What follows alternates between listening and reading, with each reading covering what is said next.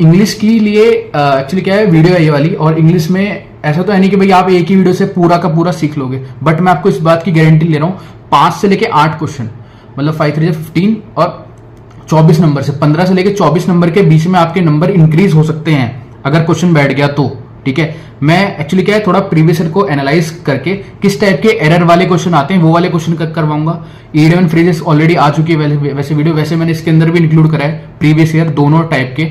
और इसके बाद फिर थोड़े कुछ ग्रासलैंड्स वगैरह के क्वेश्चन है, और मुगल्स की बुक पक्का आती है, एक मुगल की बुक हर शिफ्ट में आएगी कि कौन सी बुक है, किसने लिखी है, आपको पता होगा। जो प्रीवियस ईयर जो बच्चे हैं उनको पता होगा कि एक बुक आती है, कि किसका ऑथर कौन है, उसका मतलब किसके ऊपर ये बायोग्राफी लिखी गई है, इस टाइप के क्वेश्चन आते ही हैं। और खासकर पूछेंगे पुरानी बुक की, नई बुक बहुत ही यूजुअली कम पूछते हैं, तो मुगल्स की बुक पूछी जाती है, तो वो वाला होगा इसमें। ठीक है, तो ये मान के चलो मतलब 40-45 मिनट की वीडियो होगी, और आपके कुछ नहीं तो 10 क्वेश्चन तो मिनिमम मान के चलो। 10 क्वेश्चन अगर बैठ गए तो बैठ भी सकता है, देखो किस्मत वाली बात है, बट हाँ इंग्लिश में आपको बैठेंगे पक्का, इंग्लिश में आपके बैठ ही जाएंगे क्वेश्चन, तो आपको कुछ नहीं करना है, तमीज से बस बैठ के वीडियो को पूरा कंप्लीट कर लो। ठीक है, चलिए स्टार्ट करते हैं।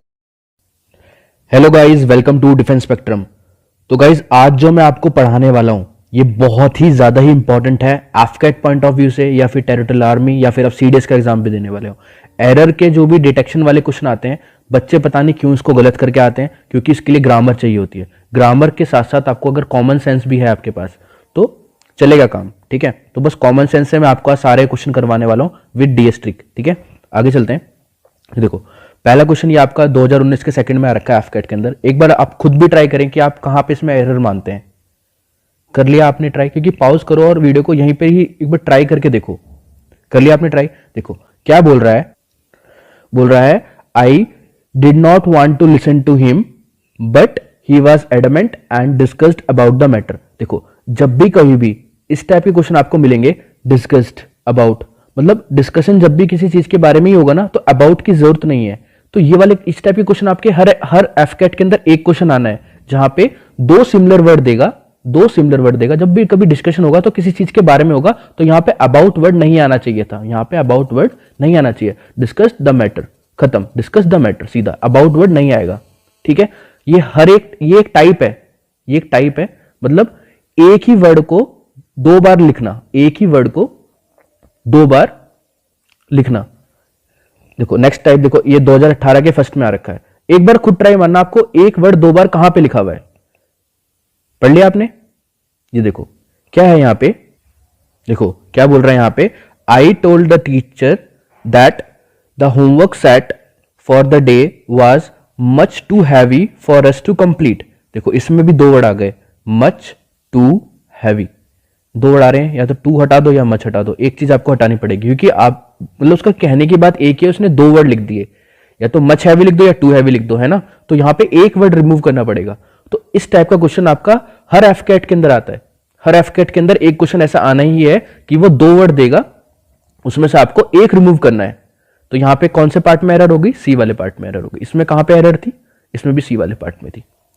देखो ये वाला क्वेश्चन आप खुद करोगे प्लीज, मैं आप सभी से, आपको मैं थोड़ा सा 30 सेकंड का टाइम दे रहा हूं यहां पे, एक बार खुद ट्राई करो इस वाले क्वेश्चन को।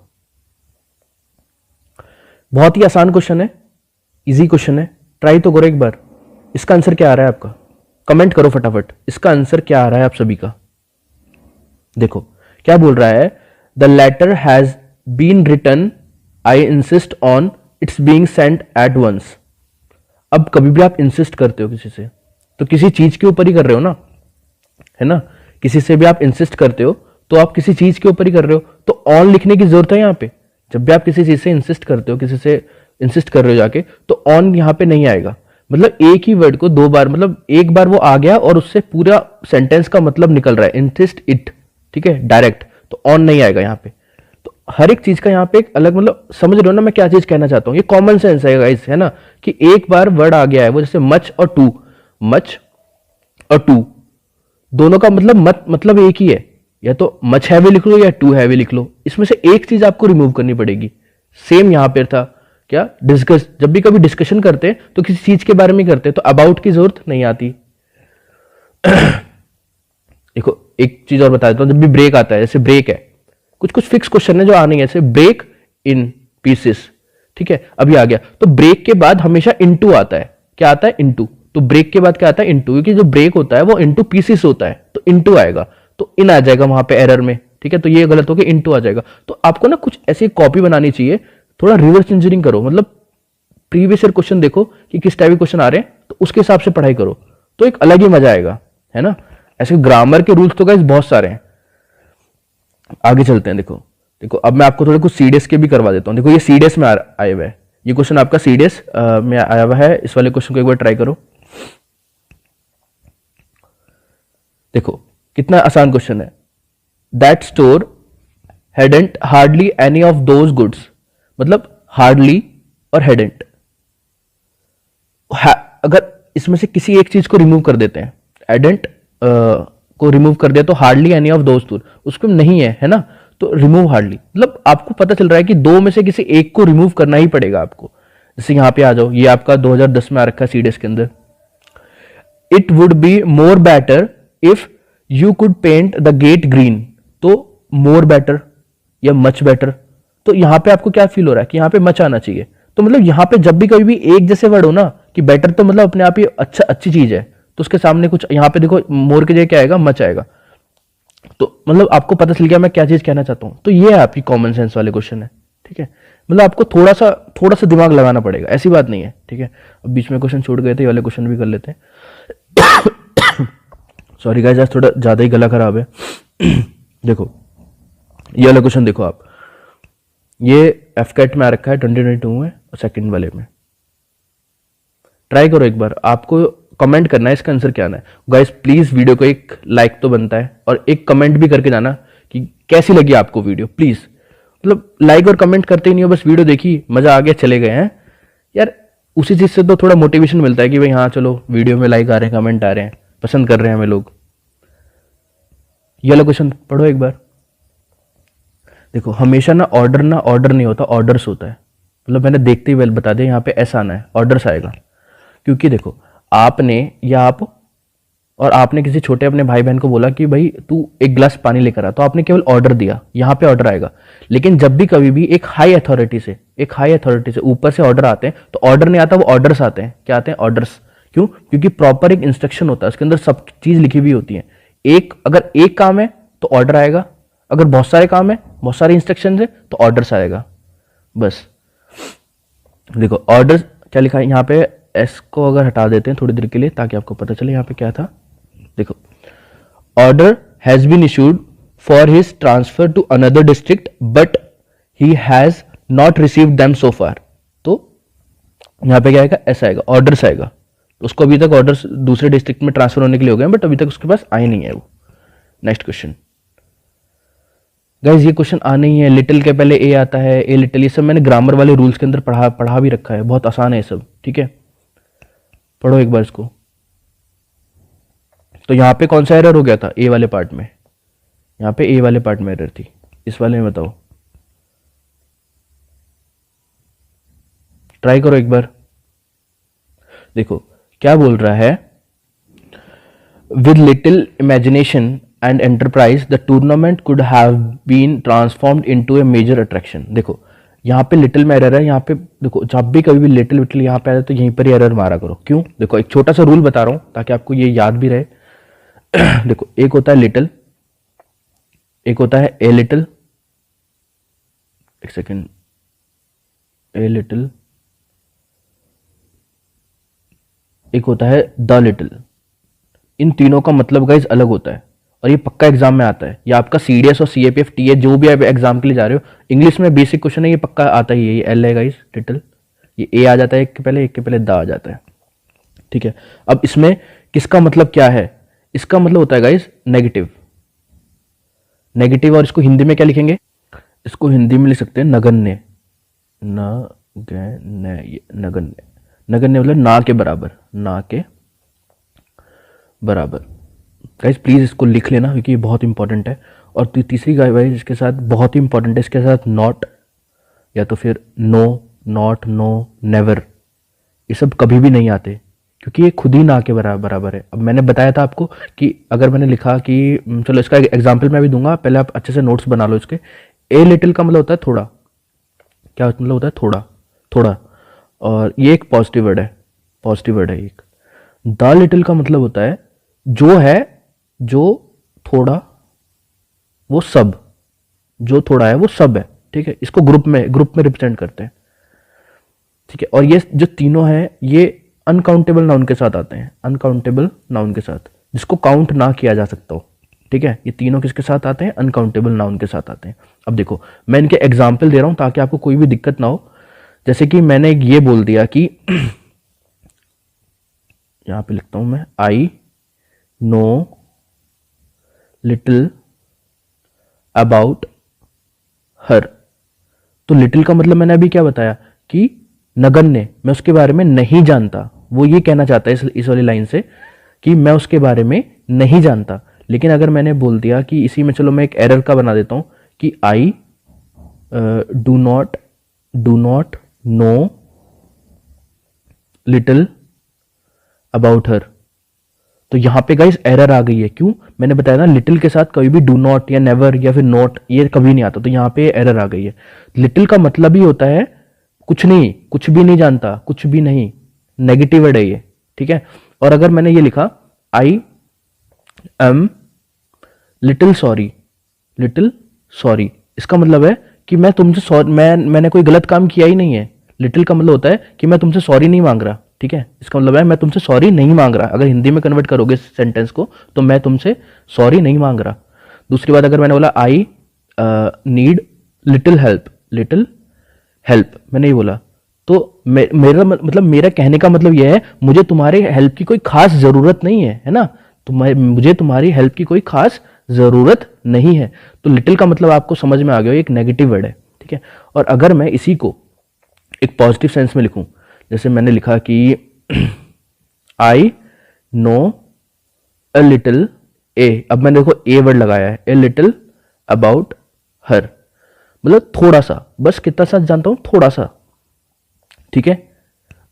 अब आगे समझ में, लिटिल ए का मतलब होता है थोड़ा सा।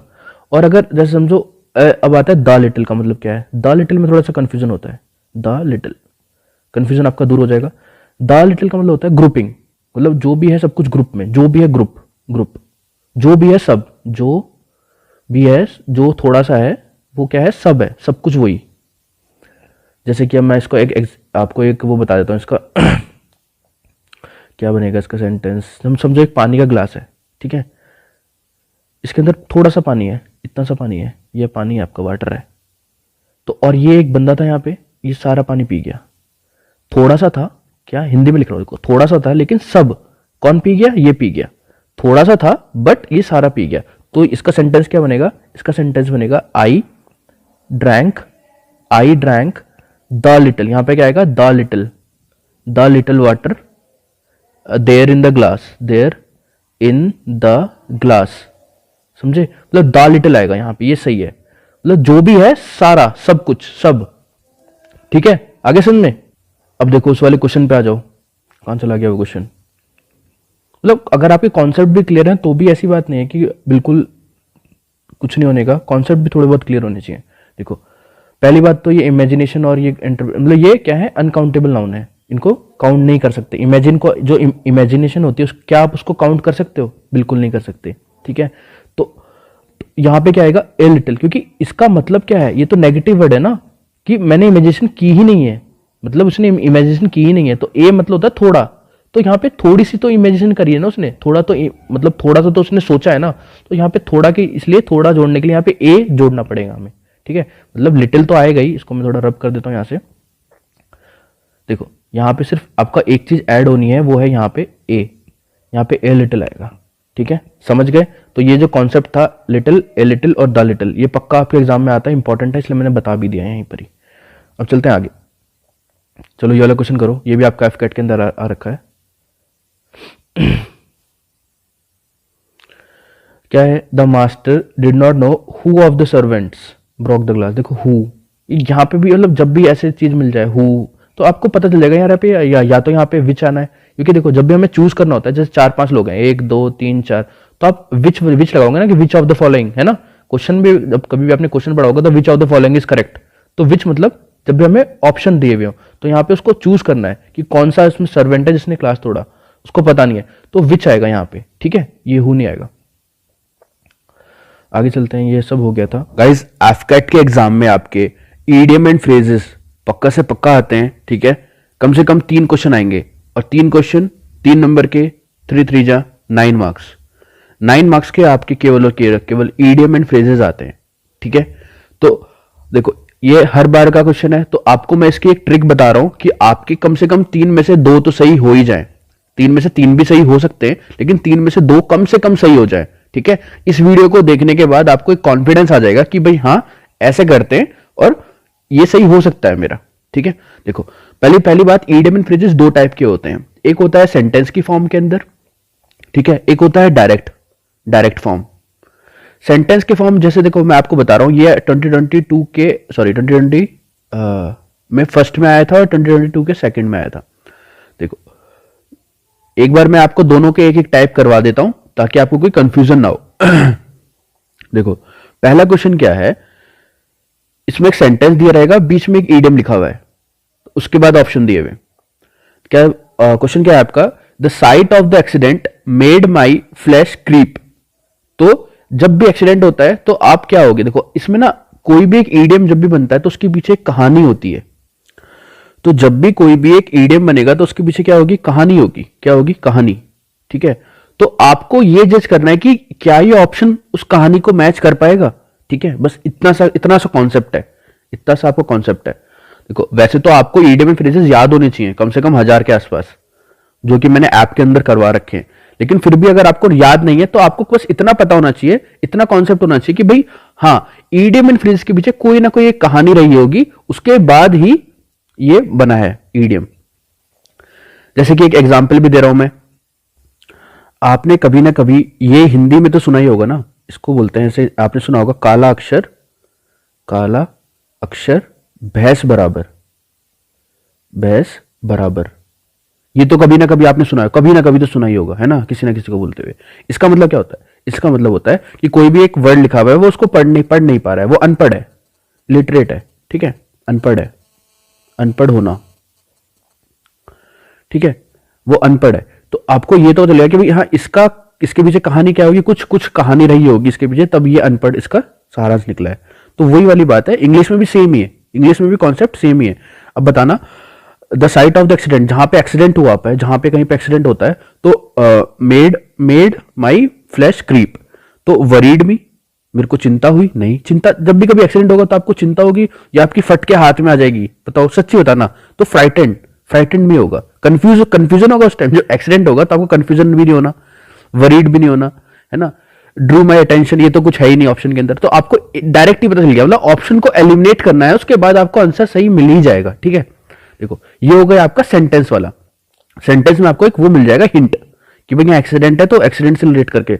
लेकिन एक होते हैं डायरेक्ट वाले, देखो ये 2020 के फर्स्ट में आ रखे वाले क्वेश्चन एफकेट में। क्या बोल रहा है, गेट इनटू हॉट वाटर।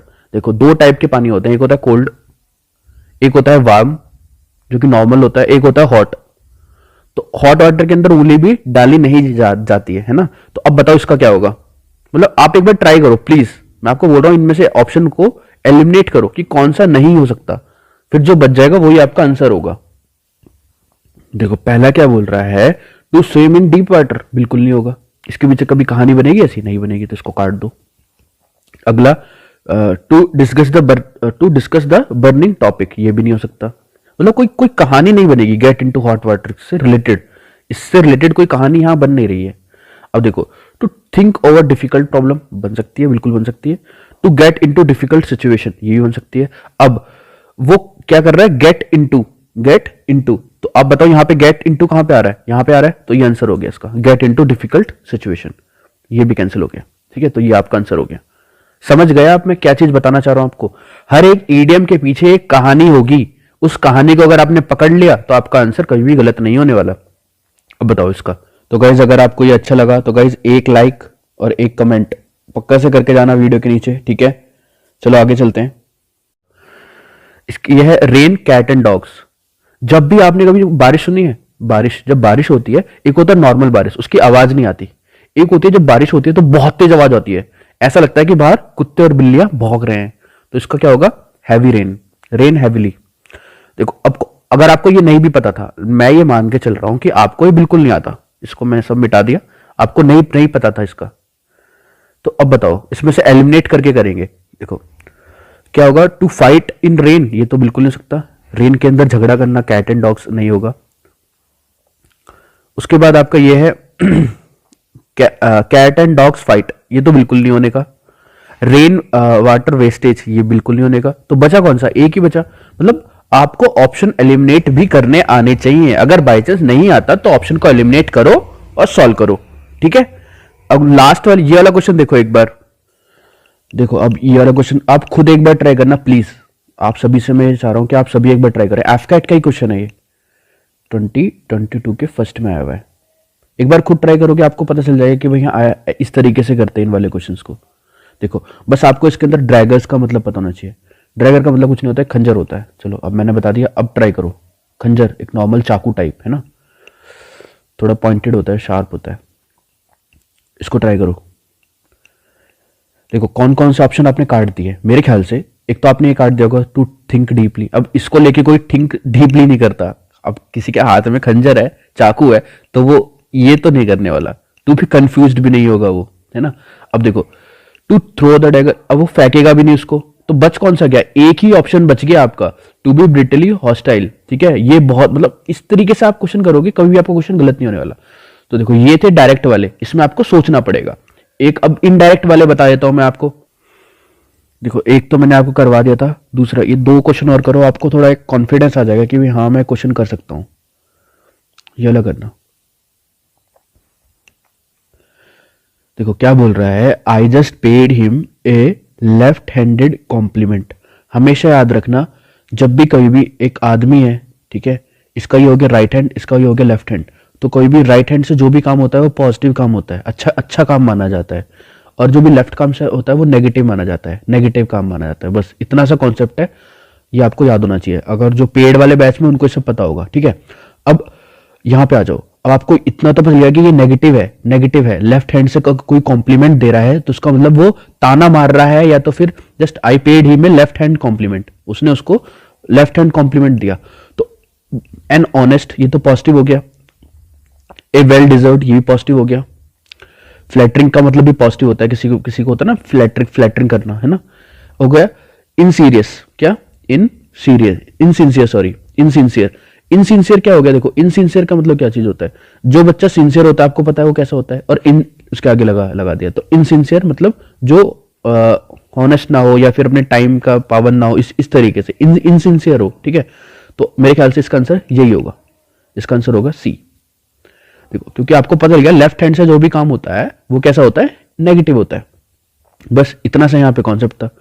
तो ये नहीं होने का, ये नहीं होने का, ये नहीं होने का, एक ही बच गया, इनसिंसियर। आगे चलते हैं। ये वाला क्वेश्चन करो प्लीज, एक बार इसको खुद ट्राई करना गाइस, प्लीज एक बार। आपको मैं 30 सेकंड दे रहा हूं, मैं खुद भी वेट कर रहा हूं कि आप सभी इसका आंसर कमेंट करें प्लीज।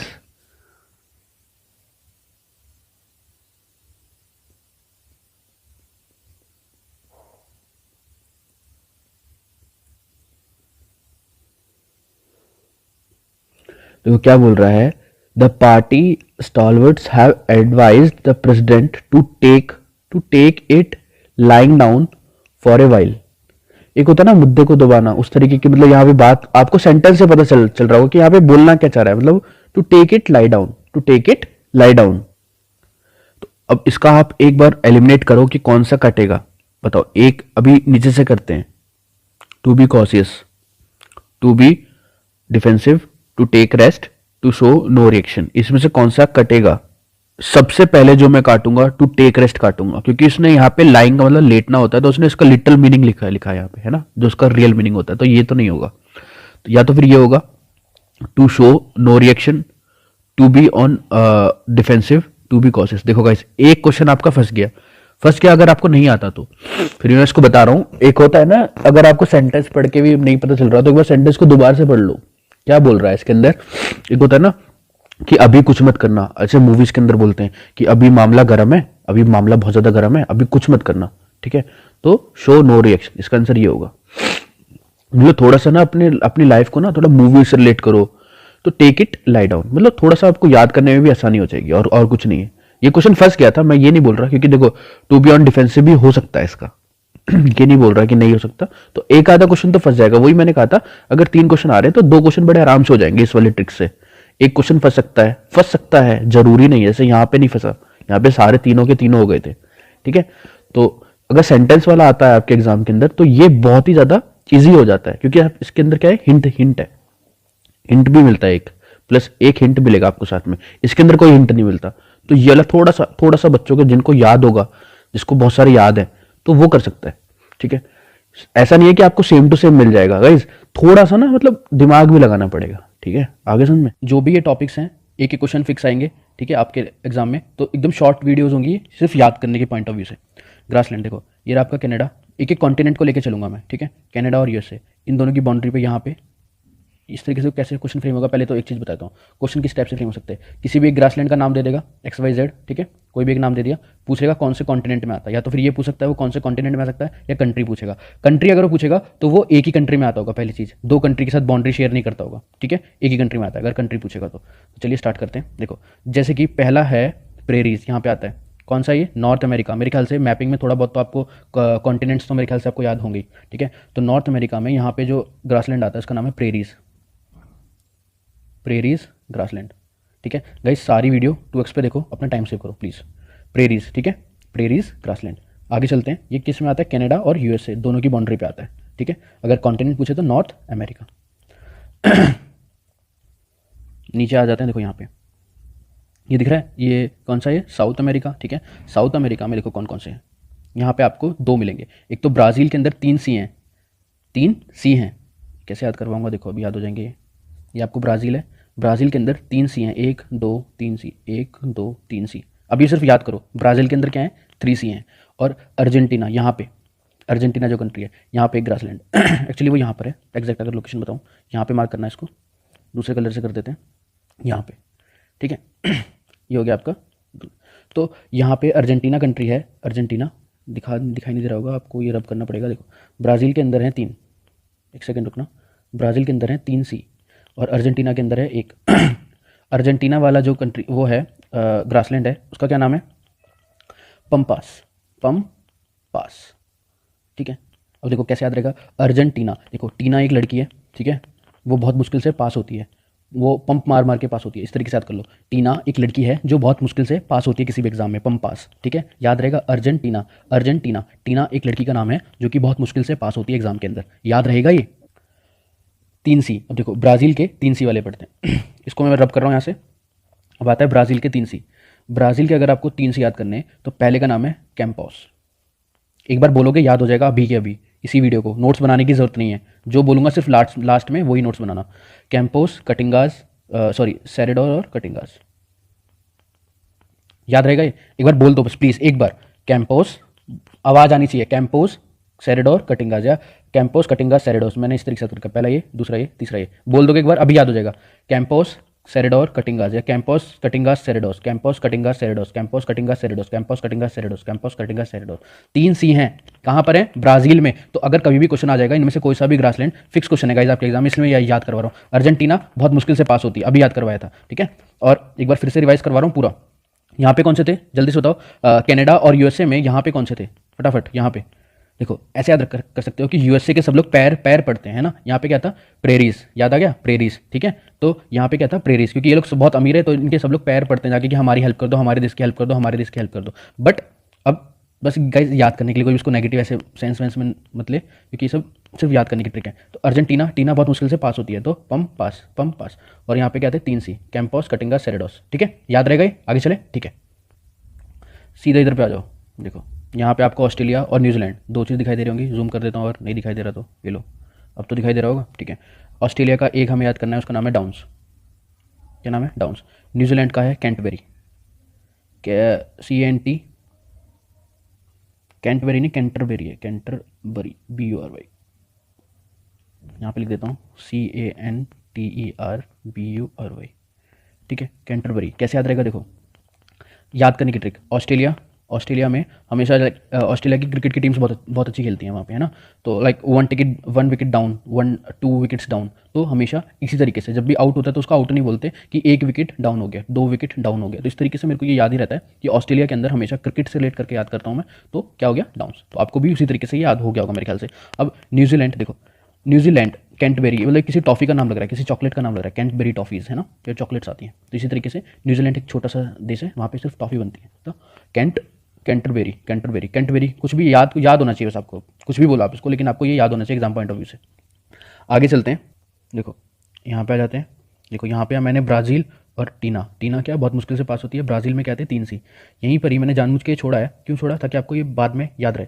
यहाँ पे 2 बार एल आएगा, एल लग गए, ये तो गाना सुना होगा, ठीक है आप लोगों ने। तो इसी तरीके से ब्राज़ील के ऊपर 2 एल है, ये बस याद रखना, आपको ये याद हो जाएगा। इसका पूरा नाम है लानोस, LLANOS, ठीक है, लानोस ग्रासलैंड। देखो वर्ल्ड मैपिंग में अगर आपने कुछ बच्चे जो एफकेट में एनरोल्ड है, उन्होंने वर्ल्ड मैपिंग का कोर्स भी लिया हुआ है। तो जो कंबोडिया की मैंने क्या याद कोलंबिया की जो राजधानी थी कैसे याद करवाई थी, जो लंबा होता है उसका राजधानी क्या होता है, बोगोटा, ठीक है। जो लंबा होता है उसका अपोजिट क्या होता है, बोगोटा, याद है, मैंने आपको ये याद करवाई थी। और ये आपका वेनेजुएला आ गया, देखो इसको एक बार रब कर देता हूँ मैं यहाँ से, देखो कैसे याद करवाई थी एक बार, कैपिटल, क्योंकि आ जाते हैं एफकेट में कभी कभी, तो आपको थोड़ा थोड़ा पता होना चाहिए। देखो कोलंबिया, जो लंबे लोग होते हैं उसका अपोजिट क्या होता है, जो छोटे लोग होते हैं, जो बुगोटे होते हैं, बुगोटा, ठीक है। इस तरीके से मैंने आपको याद करवाया था। वेनेजुएला में मैंने कैसे याद करवाया था, देखो वैन आ रहा है, वैन, ठीक है, तो इसका आएगा कार, वैन और कार, इस तरीके से मैंने याद करवाया था। तो आपको मेरे ख्याल से जो बच्चे मैपिंग में एनरोल्ड है उनको वो ये वाली वीडियो ना ही देखें, क्योंकि उनको ये सब याद होगा, ठीक है। और एक बार इसको रब कर देते हैं फिर से, हम कम पढ़ रहे थे अभी यहाँ पे ग्रासलैंड्स। तो यहाँ पे कौन सा ग्रासलैंड आता है, अभी मैंने बताया आपको LL वाला, लानोस, ठीक है। सिर्फ आपके एग्जाम पॉइंट ऑफ व्यू से आपको ये रटना है क्या, कि कोलंबिया लंबे और वैन, लंबे लोग वैन में बैठ के जाते हैं, उनके LL, ठीक है, याद हो गया होगा, LL लगते हैं उनके, लानोस, एक बार बोलोगे याद हो जाएगा, लानोस, ठीक है। अब एक बार इसका यहाँ से हटाते हैं, इसको थोड़ा जूम आउट करते हैं। अब आप मेरे को बताएंगे, यहाँ पे एक मैंने भी पढ़ाया था, आपको याद हो गया होगा, 1 क्या था यहाँ पे, प्रेरीज, क्या बात है। उसके बाद आप मेरे को बताएंगे, यहाँ पे आ जाएंगे, यहाँ पे मेरे को 3 बताएंगे। मैंने यहाँ पे कितने सारे बताए हैं आपको, जल्दी से बताओ। यहाँ पे आपको 3 सी बताएं, एक यहाँ पे बताया टीना वाले में, और एक यहाँ बताया, जल्दी से। यहाँ पे LL है, यहाँ पे 3 सी है, यहाँ पे क्या है, पास हो जाती है वो, बम पास, ठीक है, बम पास, याद रहेगा ये वाला, ठीक है। उसके बाद मैंने और क्या बता दिया आपको, यहाँ बता दिया, देखो ऑस्ट्रेलिया में हमेशा विकेट गिरते हैं तो क्या बोलते हैं उनको, डाउन हो गया, 1 wicket down, 2 wicket down. New Zealand में टॉफ़ी बनती है, कौन सी, कैंटरबेरी, ठीक है, ये भी याद हो गया, ये भी याद हो गया, सारे ग्रासलैंड याद हो गए। अब हम चल रहे हैं ऊपर वाले जो कॉन्टिनेंट बच गए हैं। ये देखो, ये क्या गया आपका, अफ्रीका कॉन्टिनेंट। तो मेरे ख्याल से आपको मैप में इतना तो पता चल ही रहा होगा ये कौन सा कॉन्टिनेंट है, ठीक है। इस वाले कॉन्टिनेंट में 2 आपको याद करने हैं। देखो एक हो गया वेल्स, यहाँ पे ये वाला जो रीजन है पूरा, यहाँ पे आता है वेल्ट। देखो वेल्ट का मतलब अफ्रीका में होता है मैदान, ठीक है, फील्ड्स, ठीक है। तो उसी टाइप के ग्रासलैंड है यहाँ पे, वेल्ट्स ग्रासलैंड, ठीक है। अब ये कैसे याद होंगे वो बाद में याद करवाऊंगा, पहले एक और जो दूसरा में यहाँ पढ़ना है, ये वाला दिख रहा है यहाँ पे, जहाँ पे ग्रीन ये वाला पूरा एरिया है, ये सब पूरा। तो इसमें आपको ये इतना तो पता चल गया होगा कि यहाँ से भाई वो कंट्री नहीं पूछेगा, ठीक है। ये आपका हो गया सवाना, इंपॉर्टेंट है दोनों, सवाना ग्रासलैंड और वेल्ट्स। तो यहाँ पे वेल्ट्स में भी बहुत सारी कंट्री आ रही है, तो यहाँ से भी वो कंट्री नहीं पूछेगा, सीधी बात है, तो वो कॉन्टिनेंट पूछेगा। तो आपको कॉन्टिनेंट 2 पता होना चाहिए, अफ्रीका के अंदर सवाना और वेल्ट्स हैं, ठीक है, याद रहेगा ये। नेक्स्ट आगे चलें, देखो अब यहाँ पे आ जाते हैं, जो ये वाला रीजन है दिख रहा है, ये पूरा यहाँ से लेके यहाँ तक। अब आपको एक बार मैप पे इसको मैं मार्क कर देता हूँ, अगर आप देख पा रहे होंगे कि ये पूरा थोड़ा सा चाइना का भी एरिया जाता है, ये वाला मतलब पूरा ये यहाँ से लेके यहाँ तक, इसको क्या बोलते हैं, इसको बोलते हैं स्टेपीज ग्रासलैंड, ठीक है, स्टेपीज ग्रासलैंड। अब गाइस यहाँ से आपको ये तो पता चल गया होगा, यहाँ से भी क्वेश्चन क्या नहीं आने वाला, कंट्री वाला नहीं आएगा, क्या पूछेगा, स्टेपीज, या तो ये पूछ सकता है वर्ल्ड का सबसे लार्जेस्ट ग्रासलैंड कौन सा है, स्टेपीज, दिख रहा है वो तो आपको, दिख भी रहा होगा, सबसे बड़ा कौन सा है, स्टेपीज है। इसका दूसरा नाम क्या है, या तो इसको ये बोल सकते हैं यूरोप और रशिया में आता है ना, यूरोप में भी आता है, रशिया में भी आता है, इस तरीके से बोल सकते हैं, या इसको यूरेशिया बोल सकते हैं, क्या बोल सकते हैं, यूरेशिया। यहाँ पे लिख देता हूँ मैं दूसरे कलर से, इसको लिखते हैं हम, ब्लैक कलर से दिखाई देगा आपको, देखो यूरेशियन स्टेपीज, यूरोप। देखो यूरेशियन में यूरोप भी आ गया और एशिया भी आ गया, यूरोप ये वाला कॉन्टिनेंट है, ये पूरा यूरोप है, और ये पूरा क्या है, एशिया, इंडिया एशिया में आता है, इतना तो मेरे ख्याल से पता होगा आपको। तो ये हो गया यूरोप, ये हो गया एशिया, तो इसको यूरेशियन स्टेपीज बोल देते हैं। इंपॉर्टेंट है ये बहुत ज़्यादा, सबसे लार्जेस्ट भी यही है, रब कर रहा हूँ मैं यहाँ से अब इसको, ठीक है। अब मेरे ख्याल से आपको सभी कुछ याद हो गया है, और कुछ बच गया क्या? देखो, अब सिर्फ एक जो कंट्री है जो इंपॉर्टेंट है, देखो यहाँ पे थोड़ा जूम करता हूँ मैं, ये आपका यूरोप आ गया। यूरोप में आपको ये कंट्री दिखाई दे रही है, हंगरी। हंगरी मतलब बुका, ठीक है। इसको कलर से दूसरे से कर देते हैं, ये वाली जो कंट्री दिखाई दे रही है ये, तो हंगरी की केवल एक अंदर ग्रासलैंड है, केवल वो हंगरी हंगरी के अंदर आता है, उसका नाम है पुस्ताज, ठीक है। देखो, जो भी लोग भूखे होते हैं वो पूछते रहते हैं यार खाना कहाँ मिलेगा, खाना कहाँ पे मिलेगा, अच्छा खाना कहाँ मिलता है, साउथ इंडियन फूड कहाँ मिलता है ना, इस तरीके से पूछते रहते हैं, तो पूछताछ, ये पूछताछ करते रहते हैं जो हंगरी लोग होते हैं। तो इस तरीके से आप इसको याद कर सकते हैं, ठीक है। याद हो गया, तो हंगरी के अंदर क्या क्या हो गया, पूछताछ हो गया, याद रहेगा ये, ठीक है। और अब एक लास्ट है आपका गाइस, लास्ट एक और है, बच गया है, इसको मैं यहाँ से रब कर देता हूँ। यहाँ चलते हैं, देखो चाइना और मंगोलिया, ये वाला जो रीजन है यहाँ पे इस तरीके से। देखो गाइस, आपसे एग्जैक्ट लोकेशन नहीं पूछने वाला आपके एग्जाम में, तो इतनी इंपॉर्टेंट भी नहीं है। चाइना और मंगोलिया दोनों के रीजन में यहाँ पे ग्रासलैंड पड़ता है, उसका क्या नाम है, इसका नाम है मंचूरियन। आप मंचूरियन खाते हैं, मंचूरियन। अगर ये एग्जाम में गाइस इंपॉर्टेंट नहीं है इतना, लेकिन अगर आ गया तो बोलेंगे ये कौन सा ग्रासलैंड है ना, तो आपको थोड़ा याद हो सकता है जो मंचूरियन है ये चाइना साइड से और मंगोलिया साइड से आया है। तो ये रहा चाइना, इसी के ऊपर मंगोलिया, इसको मैं थोड़ा सा रब कर देता हूँ, यहाँ से दिखाई देगा आपको, ये देखो, एक सेकेंड, ये रहा अपना इंडिया, दिखाई दे रहा होगा, ठीक है। ये आपका चाइना हो गया, ये रहा मंगोलिया। तो यहाँ पे यहाँ पे इस वाले रीजन में मंगोलिया और चाइना की बाउंड्री पे आता है, तो यहाँ से भी क्वेश्चन जल्दी से फ्रेम नहीं होगा मंचूरियन वाला, क्योंकि अगर देगा तो सिर्फ एक कंट्री देगा ऑप्शन के अंदर, या तो चाइना देगा या मंगोलिया देगा, दोनों नहीं देगा कहीं भी, ठीक है। दोनों देगा तो सीडीएस वाले एग्जाम में देगा, ठीक है। तो आपको वो उतना लेवल का नहीं है। एफकैट में सीधा स्टैटिक आएगा, क्या आएगा, आपका एफकैट हो है ना, आर्मी की वो एसीसी एंट्री होती है, तो इन सभी के अंदर सीधा पॉइंट टू पॉइंट क्वेश्चन आते हैं। घुमाने की क्वेश्चन बिल्कुल भी घुमाएगा नहीं, क्वेश्चन को सीधा पूछेगा कि कहाँ पे मिलता है, ठीक है। इसको यहाँ से रब करते हैं, तो मेरे ख्याल से आपको सारे के सारे याद हो गए होंगे। अब देखता हूँ मैं आपको कितने याद है, ठीक है। चलो यहीं से स्टार्ट करते हैं, एक पेज लेते हैं, सब कुछ लिखवा दूंगा लास्ट में, कोई दिक्कत की बात नहीं है। यहाँ पे क्या हो गया, मंचूरियन, ठीक है। उसके बाद हंगरी में कौन सा था, यहाँ पे हंगरी कंट्री थी, इसमें क्या, इसमें रब करना पड़ता है हर एक मिनट बाद। हंगरी में क्या था, वो पूछता रहता है, पूछताछ, ठीक है। और हंगरी के बाद यहाँ पे लंबा से क्या था, स्टेपीज, पूरे में यूरेशियन स्टेपीज, वो तो मेरे ख्याल से आपको याद होगा, ठीक है। और नीचे आ जाते हैं, यहाँ पे कौन सा था, सवाना, यहाँ पे वेल्स, ठीक है। उसके बाद ऑस्ट्रेलिया में डाउन था, न्यूजीलैंड में कैंटरबरी था, ठीक है। और यहाँ बता दो चलो, कनाडा और यूएसए में, कनाडा और यूएसए में कौन सा था, जल्दी, पैर पैर पढ़ते ना, प्रेरीज, ठीक है। यहाँ पे क्या था, डबल एल लानोस, फिर ट्रिपल सी कैंपोस, कटिंगा, सेरेडोस, फिर क्या था, टीना पास नहीं होती, पंपास, ठीक है। तो मेरे ख्याल से आपको सारे ग्रासलैंड याद हो गए हैं, इससे ज़्यादा आपके एग्जाम में नहीं आएगा, ठीक है। चाहिए तो ये लो, अब मैं यहाँ पे लिख भी देता हूँ इसको। क्या आ गया, पहला हो गया प्रेरीज ग्रासलैंड, फिर आप बताओगे पंपास कहाँ पे है, अब आप ही मेरे को बता दोगे डाउन्स कहाँ पर है, ठीक है। अब मेरे को बताओगे आप सवाना कहाँ पर है। उसके बाद हो गया कैंपोस, 3 सी जो थे, ठीक है, 3 सी, कैंपोस, कटिंगास और सेरेडोस, लिखना है सब आप। उसके बाद हो गया पुस्ताज, फिर क्या आ गया, वेल्ट्स, ठीक है। वेल्ट के बाद आप मेरे को बताओगे, नेक्स्ट पेज पे चलते हैं, वेल्ट्स के बाद आप मेरे को बताओगे स्टेपीज कहाँ मिलता है। उसके बाद मंचूरियन कहाँ मिलता है, मंचूरियन के बाद क्या पड़ा था, एक बैठ गया कैंटरबरी और लेनोस। फटाफट बता दो कहाँ पे कौन कौन सा मिलता है। देखो, अगर कॉन्टिनेंट पूछेगा तो ये साउथ अमेरिका मिलता है, अगर कंट्री पूछ ले तो क्या, कोलंबिया प्लस वेनेजुला। कोलंबिया की राजधानी क्या था, बोगोटो। वेनेजुला की क्या राजधानी थी, बताई थी, कैपिटल क्या बताया था मैंने, वैन के साथ कार आता है, कारगस, ठीक है। और कैंटरबरी बताओ, कैंटरबरी कहाँ मिलता है, न्यूजीलैंड। मंचूरियन कहाँ मिलता है, मंगोलिया प्लस चाइना, दोनों मिलता है। स्टेपीज तो आपको पता है कहाँ मिलेगा, पूरे यूरोप में प्लस एशिया में, बता रखा है मैंने अभी, ठीक है। प्रेरिस कहाँ मिलेगा, यूएसए प्लस कनाडा, ठीक है। इनके हम पैर पढ़ते जाके, इस तरीके से आप याद कर सकते हैं प्रेरिस। पंपास पास कौन होती है, टीना, लड़की थी, इस तरीके से याद करवाया था, अर्जेंटीना, ठीक है। मेरे ख्याल से ये तो याद होगा। डाउन्स, ऑस्ट्रेलिया बताया था मैंने, सवाना और वेल्ट्स, ये दोनों कहाँ मिलते हैं, अफ्रीका। ट्रिपल सी कहाँ मिलता है, ब्राज़ील में। पुस्ताज कहाँ मिलता है, हंगरी में, ठीक है। तो मेरे ख्याल से सारे के सारे आपको याद होंगे एक बार अच्छे से, एक पेज के अंदर थोड़ा सा, मतलब विद इन सेकंड से आपको याद हो गया है, ठीक है। क्योंकि एग्जाम में आएगा, पक्का आएगा, जो भी मैं पढ़ा रहा हूँ ये फिक्स क्वेश्चन है जो आपके एग्जाम में आएंगे, तो इस पर फोकस करके एक बार वीडियो देख लें, 2x पे याद है। मुगल्स में आपको क्या याद करना है, आपको सिर्फ केवल बुक्स याद करवा रहा हूँ आपको। मुगल्स की जो बुक्स हैं आपके एग्जाम में फिक्स क्वेश्चन है, आना ही आना है, ठीक है। देखो, पहला नाम है तुज्क आई बाबरी। देखो, कन्फ्यूजन नहीं होना क्योंकि बहुत ही आसान है। बाबर नाम आ रहा है, तो ये किसकी ऑथर कौन है, इसका बाबर है। लैंग्वेज भी आ जाती है कभी कभी, तो इसकी लैंग्वेज कौन सी है? चगताई तुर्की, चगताई तुर्की इसकी लैंग्वेज है, ठीक है। तो उसके बाद इसमें एक पॉइंट और है, इसको पर्शियन लैंग्वेज में कन्वर्ट कर दिया गया था किसके द्वारा? अब्दुल रहीम खान ने इसको पर्शियन लैंग्वेज में कन्वर्ट कर दिया था। ये अलग से पॉइंट है, इसको अलग से याद करना। देखो एक बार बस पढ़ लो, एक बार लास्ट टाइम में रिवीजन करवा दूंगा, सब कुछ याद हो जाएगा आपको, ठीक है। नेक्स्ट स्लाइड, यहाँ पे आ जाते हैं। सेकंड बुक का नाम है हुमायूं नामा। हुमायूं नामा, ये एन है, नामा ये एच है, ठीक है। हुमायूं नामा, ये किसने लिखी है? इसका ऑथर है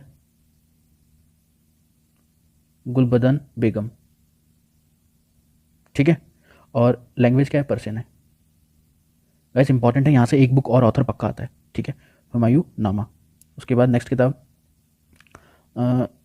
अकबर की 2 किताबें जो अबुल फजल ने लिखी हैं, बहुत इंपॉर्टेंट किताब है दोनों, एफकेट के अंदर रिपीटेड क्वेश्चन है। दोनों किताबों के नाम लिख रहा हूँ मैं यहाँ पे।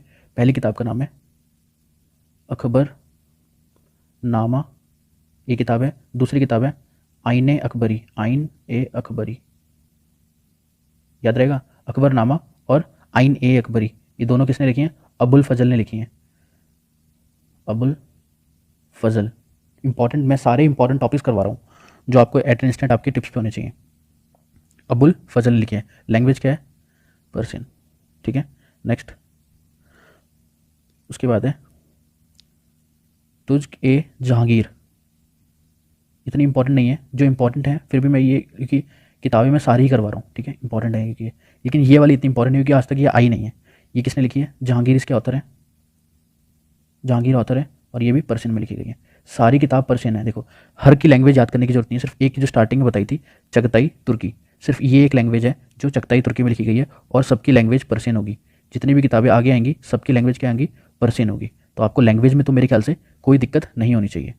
और एक किताब इंपॉर्टेंट है, उसका नाम है आलिमगिर नामा।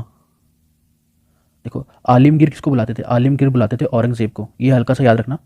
नोन एज, दूसरे कलर से लिखते हैं इसको, नोन एज औरंगजेब, ठीक है।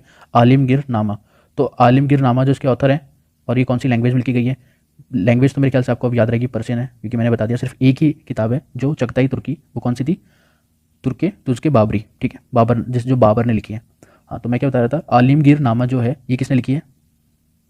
मिर्ज़ा मोहम्मद, ठीक है, मिर्ज़ा मोहम्मद ने लिखी है, याद रहेगी, ठीक है। एक लास्ट किताब और है गाइस, लास्ट किताब, उस किताब का नाम है शाहजहां नामा। नामा ये अपने आप से ऐड कर देते हैं लास्ट में, शाहजहां नामा, वही लैंग्वेज क्या है? पर्शियन है, ये तो मेरे ख्याल से आपको याद रहेगी, ठीक है। और इंपॉर्टेंट क्या है यहाँ पे, जो शाहजहां नामा है किसने लिखी है? ये इनायत खान, वाई इनायत खान, याद रहेगा ये, अच्छा है, इनायत खान। देखो आपको कुछ नहीं करना है, लास्ट है एक क्या, रिवीजन करवा रहा हूँ किस तरीके से आप अपनी कॉपी के अंदर, अगर आपको रिवीजन के लिए बनाना है इस तरीके से ऐसे बना लेना, चार्ट टाइप से, ठीक है। यहाँ मैं बुक का नाम लिख देता हूँ। देखो पहली बुक का नाम है तुर्के बाबरी, बाबरी, ठीक है। उसके बाद दूसरी बुक का नाम, सारी बुक का नाम रेड कलर से लिख देता हूँ, कोई दिक्कत की बात नहीं है। उसके बाद क्या पढ़ी थी हमने? हुमायूं नामा, नामा। उसके बाद क्या था? अकबर नामा। उसके बाद आईने अकबरी,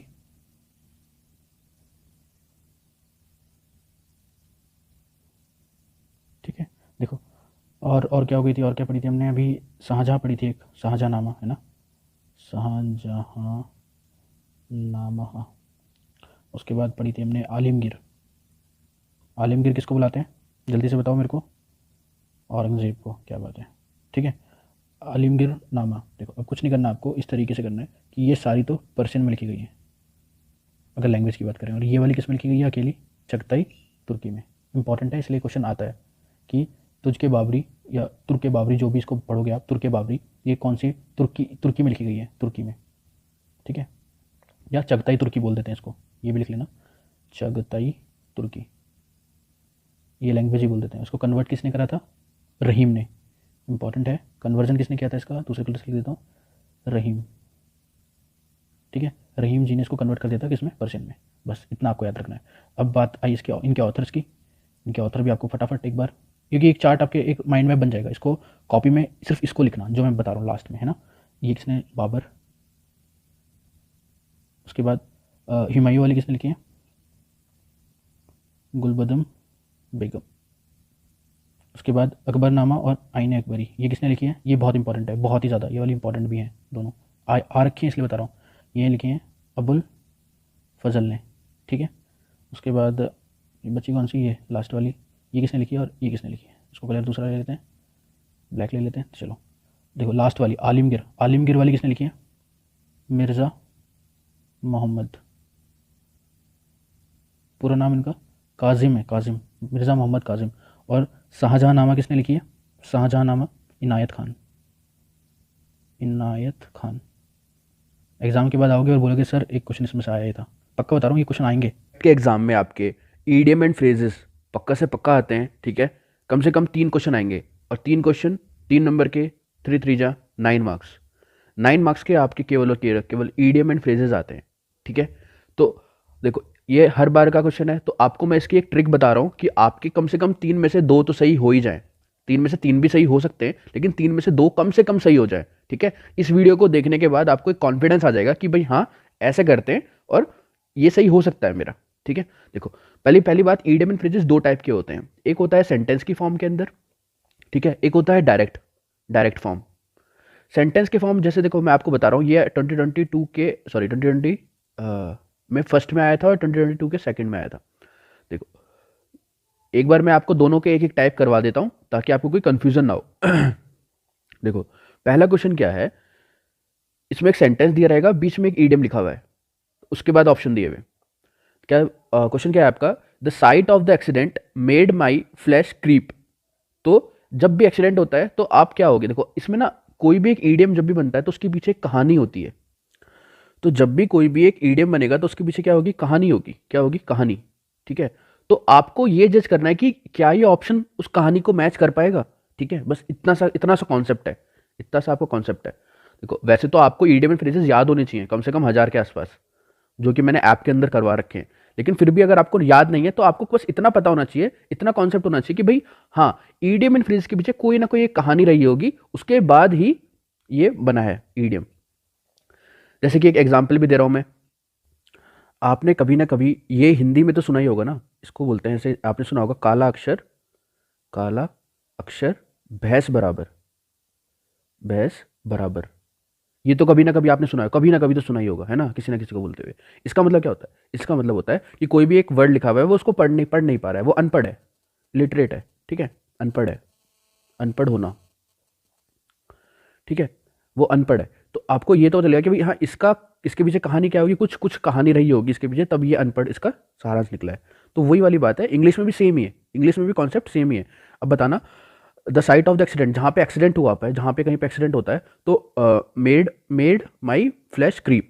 तो वरीड मी, मेरे को चिंता हुई, नहीं चिंता, जब भी कभी एक्सीडेंट होगा तो आपको चिंता होगी या आपकी फट के हाथ में आ जाएगी, बताओ सच्ची बताना। तो फ्राइटेंड भी होगा, कन्फ्यूजन होगा उस टाइम, जब एक्सीडेंट होगा तो आपको कन्फ्यूजन भी नहीं होना, वरीड भी नहीं होना, है ना।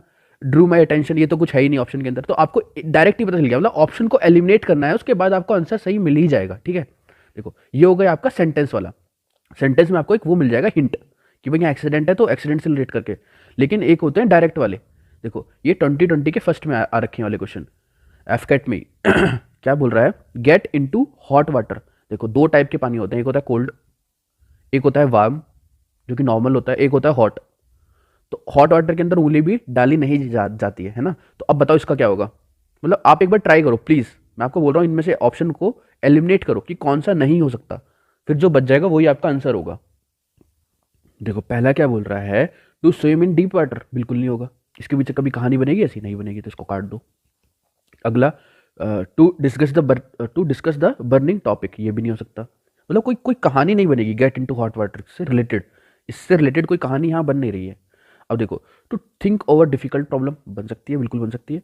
To get into difficult situation, ये भी बन सकती है। अब वो क्या कर रहा है, गेट इनटू, तो अब बताओ यहाँ पे गेट इनटू कहाँ पे आ रहा है, यहाँ पे आ रहा है, तो ये आंसर हो गया इसका, गेट इनटू डिफिकल्ट सिचुएशन, ये भी कैंसिल हो गया, ठीक है। तो ये आपका आंसर हो गया, समझ गए आप मैं क्या चीज़ बताना चाह रहा हूँ आपको? हर एक ईडियम के पीछे एक कहानी होगी, उस कहानी को अगर आपने पकड़ लिया तो आपका आंसर कभी भी गलत नहीं होने वाला। अब बताओ इसका। तो गाइज अगर आपको ये अच्छा लगा तो गाइज एक लाइक और एक कमेंट पक्का से करके जाना वीडियो के नीचे, ठीक है? चलो आगे चलते हैं। इसकी यह है रेन कैट एंड डॉग्स। जब भी आपने कभी बारिश सुनी है, बारिश जब बारिश होती है, एक होता है नॉर्मल बारिश, उसकी आवाज़ नहीं आती। एक होती है जब बारिश होती है तो बहुत तेज आवाज़ आती है, ऐसा लगता है कि बाहर कुत्ते और बिल्लियाँ भौंक रहे हैं। तो इसका क्या होगा? Heavy rain, rain heavily. देखो अब अगर आपको ये नहीं भी पता था, मैं ये मान के चल रहा हूँ कि आपको ये बिल्कुल नहीं आता, इसको मैं सब मिटा दिया, आपको नहीं नहीं पता था इसका। तो अब बताओ इसमें से एलिमिनेट करके करेंगे। देखो क्या होगा? टू फाइट इन रेन, ये तो बिल्कुल नहीं सकता। रेन के अंदर झगड़ा करना कैट एंड डॉग्स नहीं होगा। उसके बाद आपका ये है कैट एंड डॉग्स फाइट, ये तो बिल्कुल नहीं होने का। रेन वाटर वेस्टेज, ये बिल्कुल नहीं होने का। तो बचा कौन सा? एक ही बचा। मतलब आपको ऑप्शन एलिमिनेट भी करने आने चाहिए। अगर बाई चांस नहीं आता तो ऑप्शन को एलिमिनेट करो और सॉल्व करो, ठीक है? अब लास्ट वाला ये वाला क्वेश्चन देखो एक बार। देखो अब ये वाला क्वेश्चन आप खुद एक बार ट्राई करना प्लीज़। आप सभी से मैं चाह रहा हूँ कि आप सभी एक बार ट्राई करें। एफकैट का ही क्वेश्चन है ये, 2022 के फर्स्ट में आया हुआ है। एक बार खुद ट्राई करोगे आपको पता चल जाएगा कि भैया इस तरीके से करते हैं इन वाले क्वेश्चंस को। देखो बस आपको इसके अंदर ड्रैगर्स का मतलब पता होना चाहिए। ड्रैगर का मतलब कुछ नहीं होता है, खंजर होता है। चलो अब मैंने बता दिया, अब ट्राई करो। खंजर एक नॉर्मल चाकू टाइप है ना, थोड़ा पॉइंटेड होता है, शार्प होता है। इसको ट्राई करो। देखो कौन कौन से ऑप्शन आपने काट दिए मेरे ख्याल से। एक तो आपने ये काट दिया होगा टू थिंक डीपली। अब इसको लेके कोई थिंक डीपली नहीं करता। अब किसी के हाथ में खंजर है, चाकू है, तो वो ये तो नहीं करने वाला। तू भी कंफ्यूज्ड भी नहीं होगा वो, है ना? अब देखो टू थ्रो द डैगर, अब वो फेंकेगा भी नहीं उसको, तो बच कौन सा गया? एक ही ऑप्शन बच गया आपका, टू बी ब्रिटली हॉस्टाइल, ठीक है? ये बहुत मतलब इस तरीके से आप क्वेश्चन करोगे कभी भी आपका क्वेश्चन गलत नहीं होने वाला। तो देखो ये थे डायरेक्ट वाले, इसमें आपको सोचना पड़ेगा। एक अब इनडायरेक्ट वाले बता देता हूँ मैं आपको। देखो एक तो मैंने आपको करवा दिया था, दूसरा ये 2 क्वेश्चन और करो, आपको थोड़ा एक कॉन्फिडेंस आ जाएगा कि भाई हाँ मैं क्वेश्चन कर सकता हूँ। ये अलग करना। देखो क्या बोल रहा है, I just paid him a left handed compliment. हमेशा याद रखना जब भी कभी भी एक आदमी है, ठीक है, इसका ये हो गया राइट हैंड, इसका ये हो गया लेफ्ट हैंड, तो कोई भी राइट हैंड से जो भी काम होता है वो पॉजिटिव काम होता है, अच्छा अच्छा काम माना जाता है। और जो भी लेफ्ट काम से होता है वो नेगेटिव माना जाता है, नेगेटिव काम माना जाता है। बस इतना सा कॉन्सेप्ट है, ये आपको याद होना चाहिए। अगर जो पेड वाले बैच में उनको ये सब पता होगा, ठीक है? अब यहाँ पे आ जाओ। अब आपको इतना तो पता चल गया कि ये नेगेटिव है, नेगेटिव है। लेफ्ट हैंड से कोई कॉम्प्लीमेंट दे रहा है तो उसका मतलब वो ताना मार रहा है, या तो फिर जस्ट आई पेड ही में लेफ्ट हैंड कॉम्प्लीमेंट, उसने उसको लेफ्ट हैंड कॉम्प्लीमेंट दिया। तो एन ऑनेस्ट, ये तो पॉजिटिव हो गया। ए वेल डिजर्व्ड, ये भी पॉजिटिव हो गया। फ्लैटरिंग का मतलब भी पॉजिटिव होता है, किसी को होता है ना फ्लैटरिंग, फ्लैटरिंग करना, है ना? हो गया। इन सीरियस, क्या? In serious, insincere, sorry insincere. Insincere क्या हो गया? देखो इनसिंसियर का मतलब क्या चीज़ होता है? जो बच्चा सिंसियर होता है आपको पता है वो कैसा होता है, और इन उसके आगे लगा लगा दिया। तो इनसिंसियर मतलब जो हॉनेस्ट ना हो या फिर अपने टाइम का पाबंद ना हो, इस तरीके से इनसिंसियर हो, ठीक है? तो मेरे ख्याल से इसका आंसर यही होगा, इसका आंसर होगा सी। देखो क्योंकि आपको पता लग गया लेफ्ट हैंड से जो भी काम होता है वो कैसा होता है? नेगेटिव होता है। बस इतना सा यहाँ पे कॉन्सेप्ट था। तो ये नहीं होने का, ये नहीं होने का, ये नहीं होने का, एक ही बच गया, इनसिंसियर। आगे चलते हैं। ये वाला क्वेश्चन करो प्लीज़, एक बार इसको खुद ट्राई करना गाइस, प्लीज़ एक बार। आपको मैं 30 सेकंड दे रहा हूँ, मैं खुद भी वेट कर रहा हूँ कि आप सभी इसका आंसर कमेंट करें प्लीज़।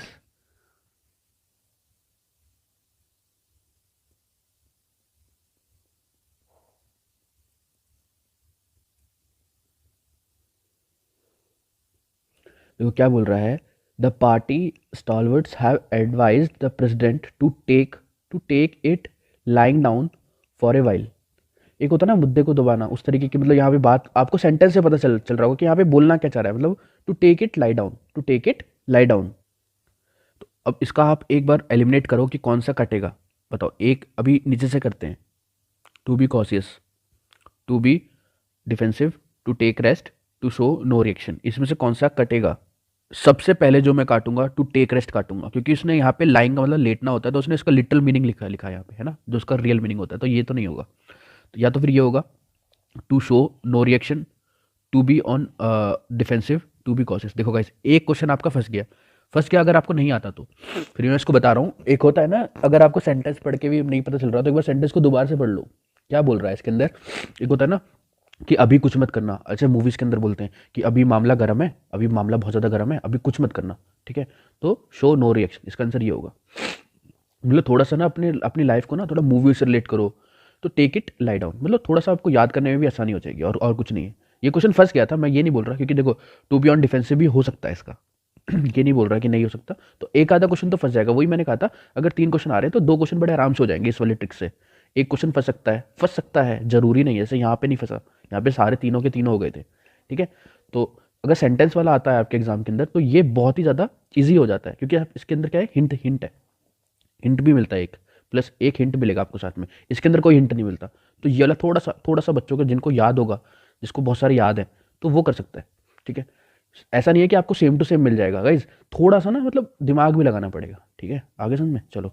अब एक तो क्वेश्चन है जो कि मैथ्स के जो डाउट हैं बच्चों के, वो भी करवा देता हूँ मैं। राम राम सभी को। तो गाइज इस वाली एक वीडियो से आप कुछ नहीं तो 15 नंबर आपने मान के चल सकते हो कि 15 नंबर मेरे इंक्रीज हो जाएंगे, चाहे आपको आता हो या ना आता हो। एक चीज़ याद रखना, मेरी हर एक वीडियो ऐसी है कि मतलब आपने अभी तक अगर नहीं देखी है तो आप टेलीग्राम नीचे लिंक है उसको ज्वाइन कर लेना, वहाँ पे आपको वीडियो मिल जाएगी, प्लेलिस्ट वगैरह जो भी है, ठीक है। तो आप वहाँ से आराम से जाके अपना चेकआउट कर सकते हो। दूसरी चीज़, इस वाली वीडियो के अंदर पूरी कंप्लीट मॉडर्न हिस्ट्री की डेट्स याद करवाऊंगा ट्रिक के साथ, ठीक है। बस आराम से बैठ जाना है और कुछ नहीं करना, वीडियो को देखना है। और गाइस बस एक लास्ट एक वो रहेगा, एक पेज लेके रखना अपने पास कोई भी एक, ठीक है। उसके ऊपर जो भी मैं छोटा छोटा छोटा छोटा वो लिखते हुए चले जाना, बिकॉज मैं गारंटी बता रहा हूँ एग्जाम के बाद आप आओगे और बोलोगे कि सर जो आपने पढ़ाया था या भैया जो भी आपने पढ़ाया था उसमें से बिल्कुल बिल्कुल एकदम सेम टू सेम क्वेश्चन आया, ठीक है। तो कुछ नहीं करना है, बस और बस वो लोग डेट पूछेंगे, उस किसी भी पर्सनैलिटी का नाम पूछेंगे, इनका इतना ही है, इससे ऊपर ये लोग जाते नहीं है, ठीक है ना। तो आपको कुछ नहीं करना है, बस एकदम बस वीडियो को देखना है और रटना है, रटवाऊंगा मैं, वो मेरी जिम्मेदारी है, ठीक है। बस आपको बैठ जाना है, ठीक है। तो चलिए स्टार्ट करते हैं। मॉडर्न इंडिया हेडिंग डाल लेना, मॉडर्न इंडिया का रिवीजन होगा यहाँ पे। मॉडर्न इंडिया, सिर्फ जो बता रहा हूँ उतना ही याद है तो अच्छी बात है, और आपने अगर इन डेप्थ वहाँ से पढ़ रखा है जो प्रीवियस लेक्चर थे तो और भी अच्छी बात है, ठीक है। देखो मॉडर्न इंडिया, मॉडर्न इंडिया में सबसे पहला क्वेश्चन जो आपके एग्जाम में आता है वो आता है इनका सीक्वेंस, पहले कौन आया और उनकी फैक्ट्री कहाँ पे लगी, ठीक है। आपको क्या सीक्वेंस याद करना है, सीक्वेंस आपको ये वाला याद करना है, PBDF, क्या PBDF, ठीक है। और इनकी फैक्ट्री कहाँ पे, देखो पी से क्या है, इतना तो मेरे ख्याल से आपको समझ में आ रहा होगा, पी से है पोर्तुगीज़, ठीक है। बी से क्या है ब्रिटिश, डी से क्या है डच, और एफ से क्या है फ्रांस, ठीक है। अब इन्होंने अपनी पहली फैक्ट्री कहाँ पे खोली, सीधा क्वेश्चन आएगा। तो आपको ये सीक्वेंस याद रहना चाहिए, PBDF। और CS वाले क्या क्या करते हैं, जाके जाके CS वाले जो बच्चे होते हैं, जो कंप्यूटर साइंस वाले बच्चे होते हैं, वो बाद में जाके MS करते हैं। इतना तो मेरे ख्याल से आपको याद रहना चाहिए। CS वाले बच्चे बाद में जाके क्या चीज़ करते हैं, MS करते हैं, तो ये ट्रिक आपको याद होनी चाहिए। Portuguese, British, Dutch, French.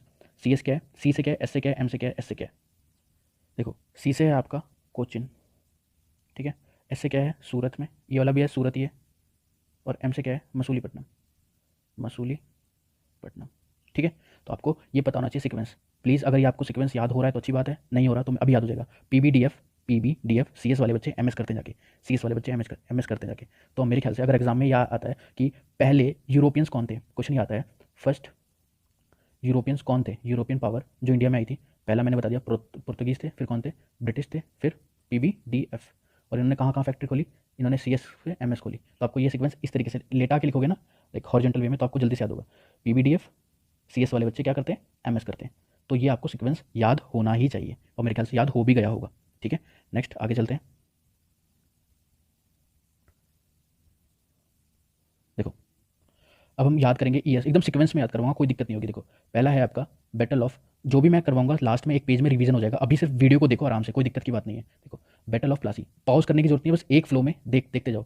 Battle of Plassey, battle of Plassey के बाद क्या हुआ था, देखो अब इसका ईयर कैसे याद होगा आपको, कम से कम इतना तो याद होगा 1857 का बहुत बड़ा एक रिवॉल्ट हुआ था, मेरे ख्याल से ये सभी को याद होता है। 1857 का एक बहुत ही बड़ा रिवॉल्ट हुआ था, ये सबको याद होता है। तो इसी से 100 साल पहले, इसी से -100 कर दो तो कितना आ जाएगा 1757, अब तो याद हो जाएगा ये। तो बैटल ऑफ प्लासी का ईयर क्या है 1757 है, 1857 से एग्जैक्ट 100 साल पहले बैटल ऑफ प्लासी से मॉडर्न हिस्ट्री की स्टार्टिंग होती है। याद रहेगा, अब तो मेरे ख्याल से याद रहना चाहिए। तो ये थोड़ी ट्रिक साइड में बना देना जो मैं बताता जा रहा हूँ। तो बैटल ऑफ प्लासी हो गया। बैटल ऑफ प्लासी के बाद आपको सिर्फ और सिर्फ इसके अंदर घुसने की ज़्यादा जरूरत नहीं है, कि आपके सीधा एग्जाम में ईयर आएगा और पक्का आएगा, ठीक है। उसके बाद आता है आपका battle of Buxar, battle of Buxar, year है बक्सर, ठीक है। अब देखो battle of Buxar year 1764, year guys important है, याद रखना। बैटल ऑफ बक्सर कब हुआ था? 1764। अगर इसके अंदर भी कुछ चीज़ होगी तो इंपॉर्टेंट होगी तो मैं आपको बताता हुआ चलूँगा कि यहाँ से ये क्वेश्चन फ्रेम हो सकता है, ठीक है। तो बैटल ऑफ प्लासी याद हो गया एग्जैक्ट 100 साल पहले, फिर 64 में क्या हो गया? बैटल ऑफ बक्सर हो गया। उसके बाद आपको क्या चीज़ याद होनी चाहिए? उसके बाद आपको ये 3 चीज़ याद होनी चाहिए। गवर्नर जनरल ऑफ बंगाल कौन बना था पहला? उसके बाद गवर्नर जनरल ऑफ इंडिया कौन बना था? और इसके ईयर भी साथ साथ में ईयर भी याद हो जाएंगे, सब कुछ याद हो जाएगा। और पहला वाइसरॉय कौन बना था? जल्दी से बता दो, मेरे ख्याल से इतनी हिस्ट्री पढ़ रखी होगी तो याद तो होनी चाहिए। देखो ये थे पहले वेरेन हेस्टिंग, पूरा लिखने की जरूरत नहीं है, वेरेन हेस्टिंग। उसके बाद है गवर्नर जनरल ऑफ इंडिया कौन था? विलियम बेंटिक, बेंटिक, ठीक है। उसके बाद है वाइसरॉय कौन थे? लॉर्ड कैनिंग, ठीक है, लॉर्ड कैनिंग। तो अब इनके ईयर देखना, सबके लास्ट देखो ये आएगा 1773, ठीक है, ये आएगा 1833, इंपॉर्टेंट है इसलिए बता रहा हूँ। उसके बाद आ गया 1858, देखो 1857 का जब रिवोल्ट हो गया था ना, 1857 का बहुत बहुत बड़ा रिवोल्ट होता, उसके बाद कौन आ गए थे? वाइसरॉय। तो इस तरीके से आप याद कर सकते हो इसको, governor general of India, governor general of Bengal. तो ये आपको पहला कौन था ये आपको याद होना चाहिए, पहला और आखिरी। अगर ये पूछ ले first governor general of Bengal कौन था, तो वेरेन हेस्टिंग। और अगर ये पूछ ले कि last governor general of Bengal कौन था, तो विलियम बेंटिक, अगर लास्ट भी पूछ ले तो, ठीक है। और first governor general of India William Bentinck. और ये पूछ ले last governor general of India तो कौन था? Lord Canning. लास्ट अगर पूछ ले तो ये वाला हो जाएगा, इसके वाला। मतलब देखो अभी कंफ्यूज होने की कोई बात नहीं है, आप बस फर्स्ट याद रखो। गवर्नर जनरल ऑफ बंगाल कौन है? Warren Hasting. Governor general of India कौन है? William Bentinck. और वाइसरॉय कौन था पहला? Lord Canning. याद रहेगा। और इसके ईयर 73, 33, 58। अच्छे से एक चार्ट बना के जो जो बताता जा रहा हूँ वो लिखते जाओ, उतना ही जितना बता रहा हूँ सिर्फ उतना याद होना ही चाहिए आपको। आगे चलते हैं। देखो अब बात आती है गाइस परमानेंट सेटलमेंट, इंपॉर्टेंट है परमानेंट सेटलमेंट। ये क्या चीज़ है? देखो परमानेंट सेटलमेंट कुछ नहीं था, एक नॉर्मल लैंड रिफॉर्म आए थे कि फिक्स टैक्स देंगे लैंड के ऊपर, लैंड पर fix tax, fix tax, land पर fix tax according to the average of 10 year, कि 10 साल में जितनी खेती के अंदर 10 साल में जितनी खेती के अंदर उपवार हुई है ना, उसके हिसाब से टैक्स पे करना पड़ेगा आपको। तो इसको बोलते थे परमानेंट सेटलमेंट। तो इसको कौन सा वॉइसरॉय लेके आया था? कुछ नहीं आता एग्जाम में। तो कौन लेके आया था permanent settlement? Lord Cornwallis, Cornwallis. ये कैसे याद रहेगा आपको? देखो कॉर्न जो होती है उसको हिंदी में क्या बोलते हैं? भुट्टा, है ना। तो जो भुट्टा कहाँ पे होती है? खेत पे होती है। तो आपको याद रहेगा परमानेंट सेटलमेंट कौन लेके आया था? कॉर्न आ रहा है उसके वर्ड में, कॉर्न आ रहा है। कॉर्न मतलब होता है भुट्टा। देखा है आपने कभी भुट्टा? इस तरीके का होता है, उसके ऊपर ऐसे वाइट दाने दाने से होते हैं, है ना, जिससे हम पॉपकॉर्न खाते हैं ना। तो पॉपकॉर्न जिससे आता है उसको भुट्टा बोलते हैं हिंदी में। नहीं देखा तो आपको मैं एक बार इमेज दिखा देता हूँ इफ़ पॉसिबल। देखो ऐसा होता है। तो आप इसी से याद कर सकते हो कि ये क्या हो गया? कौन हो गया? कॉर्नवालिस। तो अगर कॉर्नवालिस आ गया तो कॉर्नवालिस क्या लेके आया था? परमानेंट सेटलमेंट लेके आया था। लैंड रिफॉर्म है ये, लैंड रिफॉर्म, ठीक है। ये लैंड के ऊपर टैक्स, इस तरीके से याद कर सकते हो। कॉर्नवालिस कौन लेके आया था? परमानेंट सेटलमेंट कॉर्नवालिस लेके आया था। इस तरीके से आप इसको याद कर सकते हो, ठीक है। नेक्स्ट आगे चलते हैं। देखो अब एक विलियम बेंटिक, अभी मैंने नाम बताया था विलियम बेंटिक, याद है कौन थे? First governor general of India, ठीक है, गवर्नर जनरल ऑफ इंडिया। मैंने अभी बताया था। ईयर क्या था? 1833। ईयर तो मेरे ख्याल से याद होगा। अब विलियम बेंटिक ने क्या क्या चीज़ करवाई थी? देखो बैन आर्यन के टाइम में, बैन मतलब इन्होंने सब कुछ बैन करवाया था। सती को खत्म करा था, सती को एबॉलिश करा था 1929 में। किसने? विलियम बेंटिक ने। बहुत ज़्यादा इंपॉर्टेंट क्वेश्चन है एफकेट के लिए। दूसरा जो थग्स होते थे ना, थग्स के लिए कैंपेन चलाया था इन्होंने, ठीक है। थग्स के लिए कैंपेन चलाया था।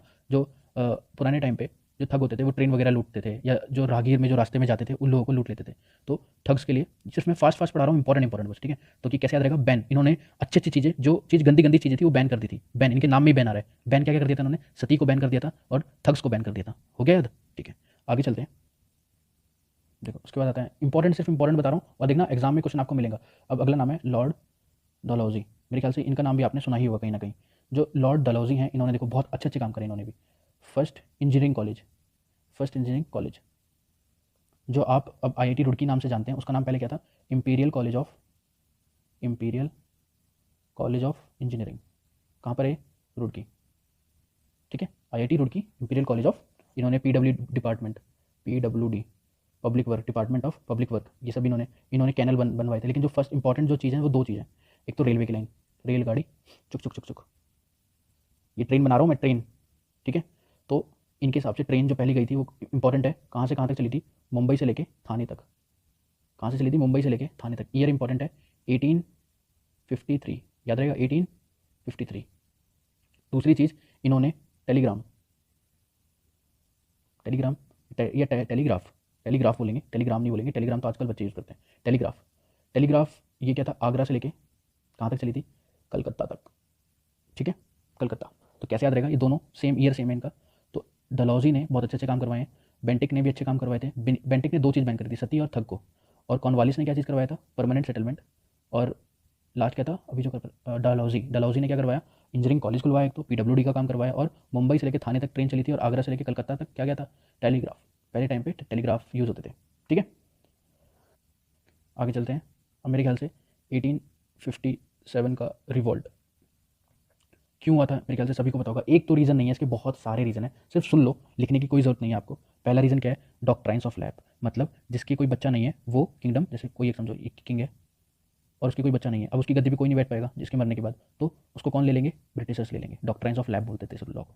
और एक और क्या था, एनफील्ड, एनफील्ड राइफल। इसके अंदर क्या था, काऊ का और पिग का, दोनों का चर्बी या फैट यूज़ किया जाता था। ठीक है, और देखो काऊ हिंदू के लिए बहुत ही पूजनीय मानी जाती है, और पिग जो होता है मुस्लिम या इस्लाम में बहुत ज़्यादा गंदा माना जाता है। तो इसको मुंह से खोलना पड़ता था, एनफील्ड राइफल्स को, उसका जो प्लग इन करते हैं उसको मुंह से तोड़ना पड़ता था। ठीक है, तो ये भी एक रीज़न था। बहुत सारे, एक रीज़न नहीं है, बहुत सारे। इकोनॉमिकल डिस्टर्बेंस, मॉडर्न एजुकेशन, ये लोग सब पढ़ाना चाहते थे मॉडर्न एजुकेशन में, कौन, ब्रिटिशर्स, लेकिन इंडियन वाले संस्कृत और हिंदी पे फोकस करते थे, तो ये भी हो गया मॉडर्न एजुकेशन। और रिलीजियस इंटरफेयर करते थे वो लोग, एक रीज़न नहीं है, बस मैंने आपको बता दिया 1857 का रिवोल्ट क्यों हुआ। ठीक है, और अगर ये पूछ लें ये स्टार्ट कहाँ से हुआ था, स्टार्ट हुआ था ये मेरठ से। इतना तो मेरे ख्याल से आपको पता होगा, स्टार्ट कहाँ से हुआ था ये, मेरठ से। इंपॉर्टेंट है ये, स्टार्ट कहाँ से होता है, मेरठ से। और अगर ये पूछ ले मंगल पांडे कहाँ पे थे, मंगल पांडे, बैरकपुर, बैरकपुर। ठीक है, बैरकपुर इंपॉर्टेंट है ये भी। मंगल पांडे कौन सी वहाँ से थे, बैरकपुर से थे। ठीक है, आगे चलते हैं। अब देखो अभी तक जो मैंने पढ़ाया इंपॉर्टेंट क्या था, एक पेज में फिर से रिवाइज करवा रहा हूँ, सबसे लास्ट में आ जाओ। जो जो मैंने पढ़ा दिया है, पहली चीज़ मैंने पढ़ाई PBDF, अब नोट डाउन कर लेना please, CSMS, Portuguese, British, Dutch, France, Cochin, Surat, Masulipatnam, Surat. दूसरी चीज़, इसके बाद मैंने क्या पढ़ाया, बैटल ऑफ प्लासी और बैटल ऑफ बक्सर। प्लासी का कब हुआ, 1757, मेरे ख्याल से भूलोगे नहीं, और 1764, ईयर याद होने चाहिए दोनों के दोनों।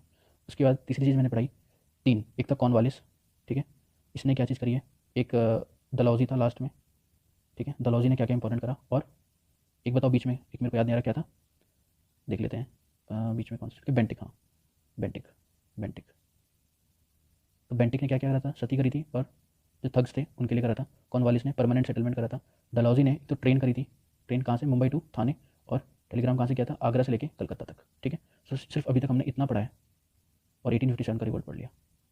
मेरे ख्याल से आपको इतना याद हो गया होगा। चलो आगे चलते हैं। अब जो मैं पढ़ाने जा रहा हूँ यहाँ से ईयर बहुत ज़्यादा इंपॉर्टेंट है, और किसने क्या क्या करा, इसको बोलते हैं सोशल रिफॉर्म्स, आ रहे रिफॉर्म्स। ठीक है, देखो इसमें आपको कुछ नहीं करना, जो बताता जा रहा हूँ सिर्फ वो अच्छे से एक बार माइंड में सेट हो जाएगा। देखो ब्रह्मो समाज, ब्रह्मो ये है, ब्रह्मो समाज किसने स्टार्ट करा, और ईयर इंपॉर्टेंट है। वैसे ही आर्य समाज, फिक्स क्वेश्चन है ये, इसने स्टार्ट करा और ईयर क्या है। और राम कृष्ण मिशन, राम कृष्ण मिशन किसने स्टार्ट करा और ईयर क्या है। ठीक है, और ये लास्ट में थियोसॉफिकल सोसाइटी किसने स्टार्ट करा और क्यों इंपॉर्टेंट है। ठीक है, ईयर ये किसने स्टार्ट करा था, राजा राम मोहन राय, राजा राम मोहन राय, याद रहेगा ये, राजा राम मोहन राय। ईयर, ईयर इसका क्या है, देखो राजा राम मोहन राय, इसका ईयर है 1828 या 29 भी बोल सकते हो आप, 1828।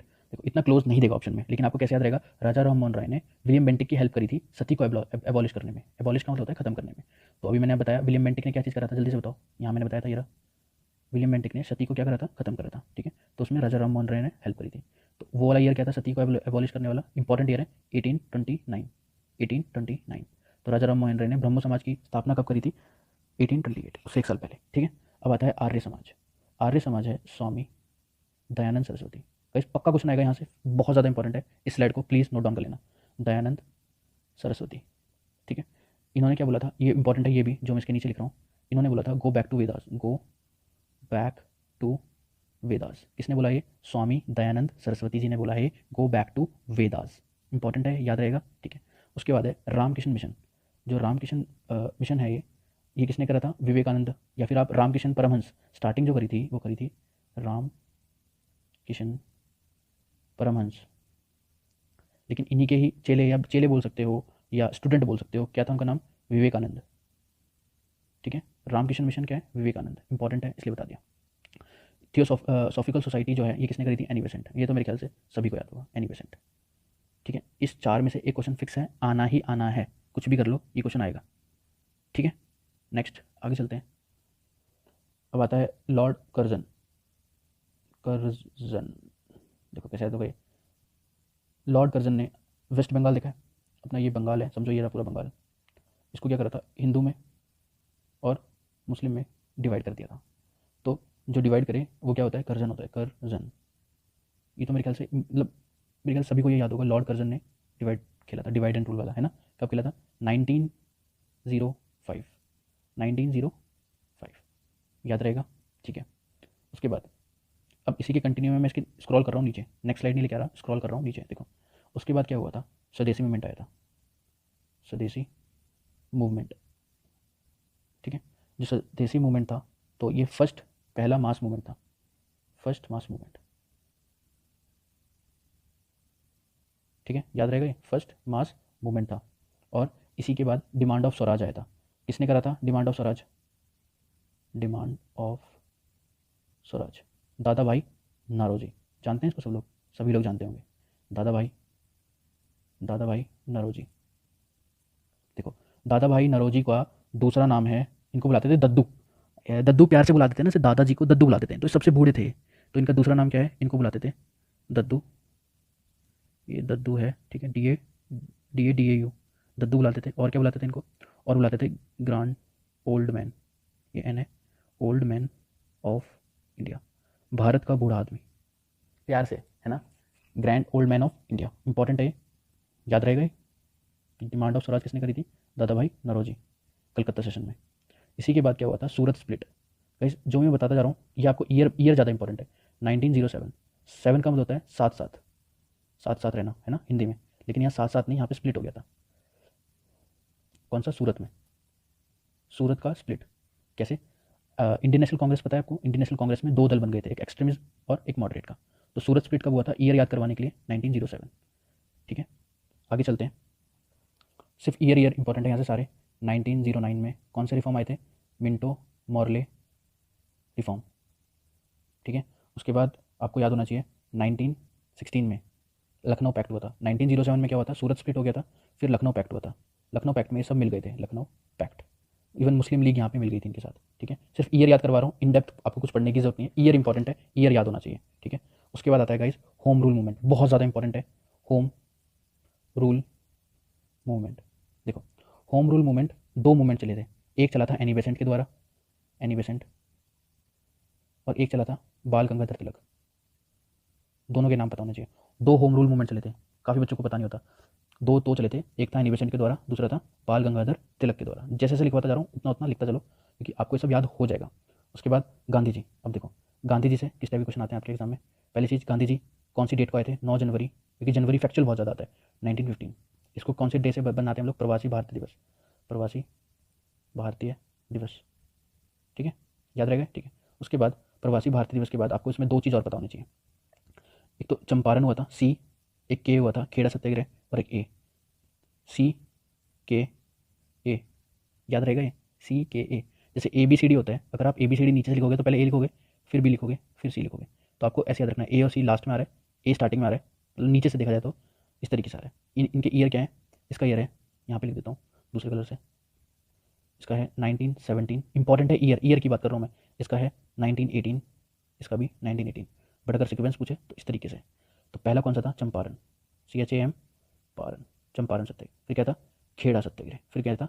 अहमदाबाद, अहमदाबाद में। अब क्या क्या हुआ था? थोड़ा सा हिंट दे देता हूँ, इन डेप्थ तो नहीं, सिर्फ ईयर इंपॉर्टेंट है तो, और इसकी सीक्वेंस इंपॉर्टेंट है, वो मैंने आपको बता दिया।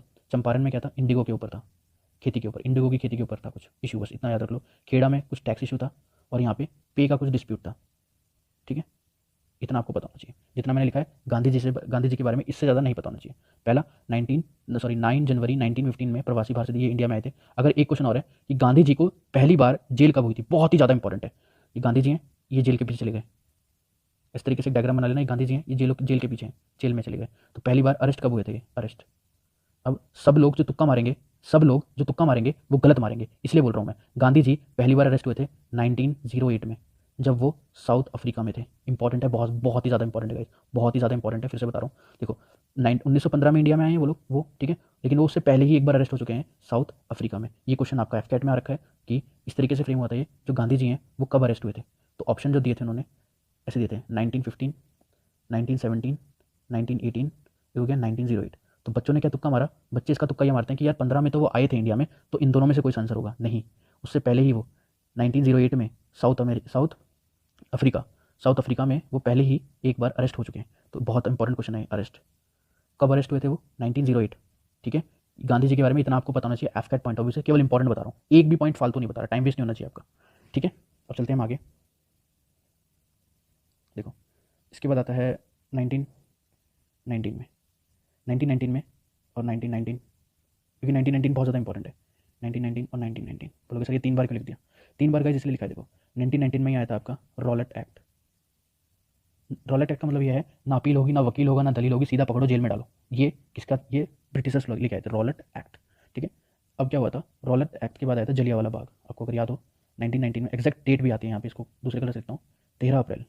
कौन सी अप्रैल, 13 अप्रैल 1919। इंपॉर्टेंट है इसलिए बता रहा हूँ। कौन सा वाला बाग है, ये जो है जलियांवाला बाग, ट्रेजेडी जो हुई थी, जनरल डायर ने आके एक पीसफुल प्रोटेस्ट चल रहा था, उन्होंने फायर किया, परमिशन दे दी थी, और 379 डेथ हुई थी, 379। ठीक है, ये इंपॉर्टेंट है डेट। उसके बाद आ गया हाँ 1919 में एक और हुआ था जो कि इंपॉर्टेंट है, वो है Montague Chelmsford record, Chelmsford reform. ठीक है, बस आपको नाम पता होना चाहिए और ईयर। तो 1919 में 3 इंपॉर्टेंट चीज़ हुई हैं, तीनों मैंने एक साथ लिख दी हैं। आगे चलते हैं। देखो अब आता है गाइस आपका नॉन कॉपरेशन मूवमेंट, कि हम किसी के साथ कॉपरेशन नहीं करेंगे। किसने स्टार्ट करा था ये, अपने प्यारे गांधी जी ने। इन्होंने सोचा कि हम नॉन कॉपरेशन मूवमेंट स्टार्ट कर देते हैं। क्यों सोचा, देखो इसके पीछे भी 3 रीज़न थे। अब पहला, स्वराज चाहिए था। ठीक है, ये तो फैक्चुअल, ये एग्जाम में नहीं आएगा, फिर भी मैं आपको थोड़ा सा कॉन्सेप्चुअल बता रहा हूँ। दूसरा, एक तो जलियांवाला बाग अभी मैंने बताया ना 1919 में, ये कब हुआ था, नॉन कॉपरेशन मूवमेंट हुआ था 1920 से लेकर 22। तो एग्जैक्ट डेट नहीं है, तो वहाँ पे डेट नहीं है, तो डेट नहीं बताऊंगा मैं। ठीक है, अब देखो क्या बता रहा था मैं, हाँ तो पहला, एक तो स्वराज चाहिए था, जलियांवाला बाग की ट्रेजेडी हो गई थी, और तीसरी चीज़ हो गई थी खिलाफत मूवमेंट। खिलाफत मूवमेंट क्या है, खिलाफत मूवमेंट गाइस कुछ नहीं है, खलीफा को रिमूव कर दिया था। अब खलीफा क्या होते हैं, खलीफा होते हैं मुस्लिम रिलीजन्स के बहुत बड़े लीडर। ठीक है, तो खिलाफत मूवमेंट ये मूवमेंट था कि मुस्लिम के जो टॉप मोस्ट रिलीजन्स थे कहाँ पे, टर्की में, और टर्की में उनको रिमूव कर दिया गया था। बस इतना याद करना है, तो अभी फिलहाल के लिए इतना इंपॉर्टेंट नहीं है, फिर मैं आपको बता देता हूँ। तो ये गांधी जी ने सोचा कि ये मूवमेंट ऐसे स्टार्ट करते हैं जिसके अंदर हिंदू प्लस मुस्लिम दोनों पार्टिसिपेट कर सकें। ठीक है, तो नॉन कॉपरेशन मूवमेंट का एंड कैसे हुआ था, एंड हुआ था चौरा चौरी कांड से। ये क्या है, चौरी चौरा, चौरी चौरा क्या है, ये चौरी चौरा गोरखपुर में एक पुलिस स्टेशन था, उसको लोगों ने बास मूवमेंट करके जला दिया था। ठीक है, उसके अंदर 22 पुलिस वालों की डेथ हो गई थी। तो चौरा चौरी कहाँ पर है, इंपॉर्टेंट प्लेस गोरखपुर। जितना बता रहा हूँ सिर्फ उतना। अब यहाँ पे इस पूरे पेज में क्या याद होना चाहिए, नॉन कॉपरेशन मूवमेंट हुआ था, और उसके बाद चौरा चौरी से खत्म हो गया था, और इसमें हिंदू मुस्लिम दोनों ने मिलकर पार्टिसिपेट किया था। और अगर खिलाफत मूवमेंट का कुछ याद करना है तो जौहर ब्रदर्स ने स्टार्ट करा था ये, मोहम्मद एंड शौकत अली जौहर, लिख देता हूँ मैं, Mohammad and Shaukat Ali Jauhar, JAUHAR, Jauhar brothers बोलते हैं इन्हें, जौहर ब्रदर्स ने स्टार्ट करा था। ठीक है, आगे चलते हैं। देखो अब आते हैं बात, भगत सिंह के साथ एक नाम और आता है हमेशा, बताओ क्या, 2 नाम और आते हैं, लेकिन एग्जाम पॉइंट ऑफ व्यू से जो इंपॉर्टेंट है, भगत सिंह के साथ जो दूसरा नाम आपके मुंह पे आना चाहिए तुरंत, वो है बटुकेश्वर दत्त। बटुकेश्वर दत्त, बोलेंगे सर ये कौन है, ये कौन आ गए। अगर आपने अच्छे से हिस्ट्री पढ़ी है, हमारे लेक्चर्स देखें, तो आपको याद होगा बटुकेश्वर दत्त ने और भगत सिंह ने दोनों ने बम फेंका था सेंट्रल असेंबली में 1929 में। ठीक है, ऐसी पॉपुलरिटी पाने के लिए, तो इनको हैंग कर दिया गया था। किस किसको, अब यहाँ पे नाम लिख देता हूँ मैं, इन्होंने, अगर इन दोनों का नाम आता है तो अलग से ये लिखना, इन्होंने बम फेंका था कहाँ पे, असेंबली में, सेंट्रल असेंबली। ठीक है, सेंट्रल असेंबली में इन्होंने बम फेंक दिया था। और अगर फांसी की जो सज़ा दी गई थी, 3 लोगों को दी गई थी, कौन कौन थे, पहले थे भगत सिंह, ठीक है, राजगुरु, मेरे ख्याल से ये सभी को पता होगा, इन्होंने अब कुर्बानी दी है हमारे लिए। उसके बाद है सुखदेव, भगत सिंह, राजगुरु, सुखदेव। अब यहाँ से क्या क्वेश्चन आएगा, डेट किस दिन था, 23 मार्च 1931, और कौन सी जेल में, लाहौर की जेल में। याद रहेगा ये, ठीक है। अब चलते हैं आगे, नेक्स्ट क्वेश्चन। देखो अब सिर्फ ईयर इंपॉर्टेंट है, साइमन, साइमन गो बैक के नारे लगे थे, मेरे ख्याल से ये सभी ने पढ़ा होगा, साइमन कमीशन। ठीक है, जो साइमन कमीशन था, एक चीज़ रखना, साइमन की एज कितनी है, एक लड़का है साइमन है, उसकी एज कितनी है, 27, याद रहेगा, साइमन 27। तो ये कब आया था? 1927 में सैमन कमीशन आया था, याद रहेगा, ठीक है, सिर्फ यही याद होना चाहिए। उसके बाद है लाहौर सेशन, लाहौर सेशन ये कब हुआ था? सेम इसी के बाद लाहौर सेशन हुआ था, ये भी 1927 में हुआ था, ठीक है। अब इसके बाद आता है civil disobedient movement, civil disobedience movement, या इसको क्या बोल देते हैं, और इसी को बोल देते हैं दांडी मार्च, या इसी को बोल देते हैं सॉल्ट सत्याग्रह, बहुत सारे नाम इनके, ठीक है। सॉल्ट सत्याग्रह, दांडी मार्च, सिविल डिसोबिएंट मूवमेंट कब स्टार्ट हुआ था? ये डेट इंपॉर्टेंट है, 12 मार्च 1930 में। ये पहला ऐसा मास मूवमेंट था जो कि लीडर लेस था, मतलब इसके अंदर किसी भी लीडर ने पार्टिसिपेट नहीं किया था। अब जो मैं फिगर बनाने जा रहा हूँ यहाँ से पक्का आपके एग्जाम में क्वेश्चन आएगा। देखो, पहला हो गया सिविल डिसोबिएंट मूवमेंट, या इसको बोल देते हैं दांडी मार्च, दांडी मार्च, ठीक है। इसके बाद क्या हुआ था? सारे लोग जेल में बंद कर दिए गए थे, किसके? ब्रिटिशर्स के द्वारा। अब क्या हुआ? इसके बाद हुआ फर्स्ट राउंड टेबल, मैं गोला बना रहा हूँ, लिख रहा हूँ यहाँ पे फर्स्ट राउंड टेबल। क्या है ये फर्स्ट राउंड टेबल? कुछ नहीं है, लंदन में एक डिस्कशन होता है, बस ये मानो एक राउंड टेबल होगी, उसके ऊपर सब लोग बैठेंगे और एक नॉर्मल सा डिस्कशन होगा, ठीक है। तो फर्स्ट राउंड टेबल में क्वेश्चन ये आएगा आपके एग्जाम में, ईयर पहला कब का हुआ है? 1930। फर्स्ट राउंड टेबल के बाद बीच में जब इसके अंदर, क्योंकि सब सारे लीडर कहाँ थे? जेल के अंदर, क्योंकि इससे पहले क्या हुआ था? दांडी मार्च हुआ था, तो सारे लीडर कहाँ थे? जेल में थे। तो कोई पहली राउंड टेबल में किसी ने पार्टिसिपेट करा? किसी ने भी पार्टिसिपेट नहीं करा, खासकर किसने? इंडियन नेशनल कांग्रेस ने, इंडियन नेशनल कांग्रेस ने पार्टिसिपेट नहीं करा यहाँ पे। उसके बाद थोड़ा सा आगे चलते हैं। अब फर्स्ट राउंड टेबल तो हो गई, अब जब किसी ने पार्टिसिपेट नहीं करा तो अब क्या हुआ? गांधी इरविन पैक्ट आया, लिख देता हूँ मैं यहाँ पे दूसरे कलर से, देखो गांधी इरविन पैक्ट। अब गाइस ये क्या चीज़ है? गांधी इरविन पैक्ट नॉर्मल सा एक ऐसा पैक्ट हुआ कि गांधी जी ने बोला कि हम लोग सेकंड राउंड टेबल में पार्टिसिपेट करेंगे, आप सारे जितने भी यहाँ पे ये जो जेल में बंद हुए थे इन सबको छोड़ दो। तो छोड़ दिया गया। फिर दोबारा से गोला बना रहा हूँ, ये हुई थी आपकी सेकंड राउंड टेबल, गोला मतलब second round table, second round table. ये कब हुई? ईयर इंपॉर्टेंट है और इसका भी ईयर इंपॉर्टेंट था, सीधा एग्जाम में ईयर पूछेगा कि गांधी इरविन पैक्ट कब हुआ? 1931। तो 30 के बाद 31 और जो सेकंड टेबल है ये कब हुई? 1931, ठीक है, ओके। इसके बाद फिर से आगे चलेंगे। अब इसके अंदर कौन कौन पार्टिसिपेट कर रहा है? इसके अंदर इंडियन नेशनल कांग्रेस ने पार्टिसिपेट किया according to the Gandhi Irwin pact, ठीक है। देखो आगे चलते हैं। अब क्या हुआ? इसके बाद मैकडॉनल्ड्स अवार्ड आ गया, ये कॉमनवेल्थ अवार्ड बोल देते हैं इसको। बोलेंगे सर ये क्या चीज़ आ गई? नॉर्मल सा कुछ भी नहीं है। देखो, मैकडॉनल्ड अवार्ड एक नॉर्मल सा ऐसा अवार्ड है कि वहाँ के लोगों ने, वहाँ का मैकडॉनल्ड एक वो था, पीएम था लंदन का, उसने ये बोला कि भाई इंडिया में फूड डालनी पड़ेगी, फूड डालने के लिए उसने सेपरेट इलेक्टोरेट दे दिया। अब ये क्या चीज़ होती है? छोड़ो, बस ये मान लो हिंदू, मुस्लिम और क्रिश्चियन, एंग्लो इंडियन, वुमेन, दलित सबको बांटने के लिए एक लॉ बना दिया उसने कि ये सबको मैं बांट सकूँ, ऐसा कुछ लॉ बना दिया, मैकडॉनल्ड अवार्ड। तो आपको सिर्फ ईयर इंपॉर्टेंट है, ईयर कब है इसका, कब आया था ये? 1932 में। अब क्या हुआ? इसके लिए जब मैकडॉनल्ड अवार्ड आ गया, इसके रिस्पॉन्स में गांधी जी ने क्या चीज़ करा? इसके रिस्पॉन्स में गांधी जी बहुत गुस्सा हो गए कि ये तो बांटने और राज करने की पॉलिसी फिर से चालू हो गई इनकी। तो इसके अपोज में गांधी जी ने पूना पैक्ट किया, पूना पैक्ट। अब ये क्या गाइस? पूना पैक्ट किस किसके बीच में हुआ? पहला क्वेश्चन ये, पूना पैक्ट हुआ था गांधी जी के बीच में, लिखा भी नहीं जा रहा, छोड़ो, गांधी जी के बीच में हुआ था और अंबेडकर, ठीक है, ये गांधी जी हैं और अंबेडकर। तो गांधी जी और अंबेडकर के बीच में पूना पैक्ट हुआ था, बस इतना ही आपको याद होना चाहिए। ईयर क्या है? 1932। इसके बाद यहाँ पे आ जाओ। इसके बाद फिर से एक राउंड टेबल होती है, उसको बोलते हैं थर्ड राउंड टेबल। ये कब हुई? 1932 में, थर्ड राउंड टेबल। बस इसके अंदर इंडियन नेशनल कांग्रेस ने पार्टिसिपेट नहीं करा था। क्यों? इस वाले मैकडॉनल्ड अवार्ड से गुस्सा होकर इंडियन नेशनल कांग्रेस ने पार्टिसिपेट नहीं करा था। अब इतनी मैंने यहाँ पे बकवास कर दी, यहाँ से क्वेश्चन किस टाइप से फ्रेम होगा, एक मैंने नंबर लाइन बनाई है इस तरीके से ताकि आपको ये याद रहे। देखो, पहला क्या हुआ था? दांडी मार्च, सब लोग जेल में चले गए। First round table Indian national Congress ने पार्टिसिपेट नहीं किया, गांधी इरविन पैक्ट हो गया कि तुम सारे जो बंदे जेल में उनको छोड़ दो और हम राउंड टेबल में पार्टिसिपेट कर लेंगे। सेकंड ने पार्टिसिपेट कर लिया, फिर मैकडॉनल्ड अवार्ड आ गया, फिर पूना पैक्ट आ गया, किसके? गांधी जी के और अंबेडकर के बीच में हुआ। इसमें गांधी जी ने बोला कि हम दलित को लोग सेपरेट इलेक्टोरेट नहीं देंगे, और सेपरेट इलेक्टोरेट कुछ नहीं होता है। देखो एक नई स्टेट बता देता हूँ, कोई दिक्कत की बात नहीं है। सेपरेट इलेक्टोरेट कौन होता है? जैसे ये एक बंदा है, ये मुस्लिम है, ये एक बंदा है, ये हिंदू है, ये एक बंदा है, ये दलित है, ठीक है। तो सेपरेट इलेक्टोरेट कौन होता है? सारे मुस्लिम जो वोट देंगे केवल मुस्लिम को देंगे, सारे हिंदू जो वोट देंगे केवल हिंदू को देंगे, सारे दलित जो वोट देंगे केवल दलित को देंगे, मतलब कोई भी हिंदू मुस्लिम को वोट नहीं दे सकता, ठीक है। इसको बोलते हैं सेपरेट इलेक्टोरेट, मतलब सेपरेट इलेक्शन हो जाएंगे सबके, हिंदू के अलग, मुस्लिम के अलग, दलित के अलग, वैसे ही। ये जो अवार्ड आया था मैकडॉनल्ड अवार्ड, ये यही बोलता था कि सबको सेपरेट इलेक्टोरेट दे दिए जाएंगे, है ना, तो सब लोग खुश हो जाएंगे। लेकिन गांधी जी को पता चल गया था कि ये हमको बांटने की कोशिश कर रहा है। तो अंबेडकर से इन्होंने बात करी थी गांधी जी ने कि भाई हम दलित को एक दलित नहीं बोलेंगे, हरिजन बोलेंगे। पहली चीज़ इन्होंने उसी वक्त नाम दिया था दलित को हरिजन अपलिफ्टमेंट हुआ था, ठीक है, उस टाइम पे हरिजन लोगों को। तो इस तरीके से जो SC ST ये सब क्रिएशन हुआ था, ये इसी आप मानो कि ये पूना पैक्ट की ही देन है, ठीक है। देखो सबको उस टाइम जरूरत भी थी गाइस, ठीक है, आज भी जरूरत है, कहीं कहीं नहीं है। डिफेंस में तो देखो कुछ नहीं होता ऐसा। अब आता है 1932, इंडियन नेशनल कांग्रेस ने फिर से पार्टिसिपेट नहीं करा। अब यहाँ से क्वेश्चन क्या आता है, इंडियन नेशनल कांग्रेस ने कौन सी राउंड टेबल में पार्टिसिपेट करा था, तो आपको पता चल रहा है केवल सेकंड में करा था। और एक क्वेश्चन यहाँ से एक और आता है कि ऐसा कौन सा बंदा है जिसने तीनों राउंड टेबल में पार्टिसिपेट करा है, वो है अम्बेडकर जी। मेरे गला सूख गया गाइस, तो सॉरी। देखो अम्बेडकर जी ने यहाँ पे ए लिख लेना, यहाँ पे भी ए लिख लेना और यहाँ पे भी ए लिख लेना।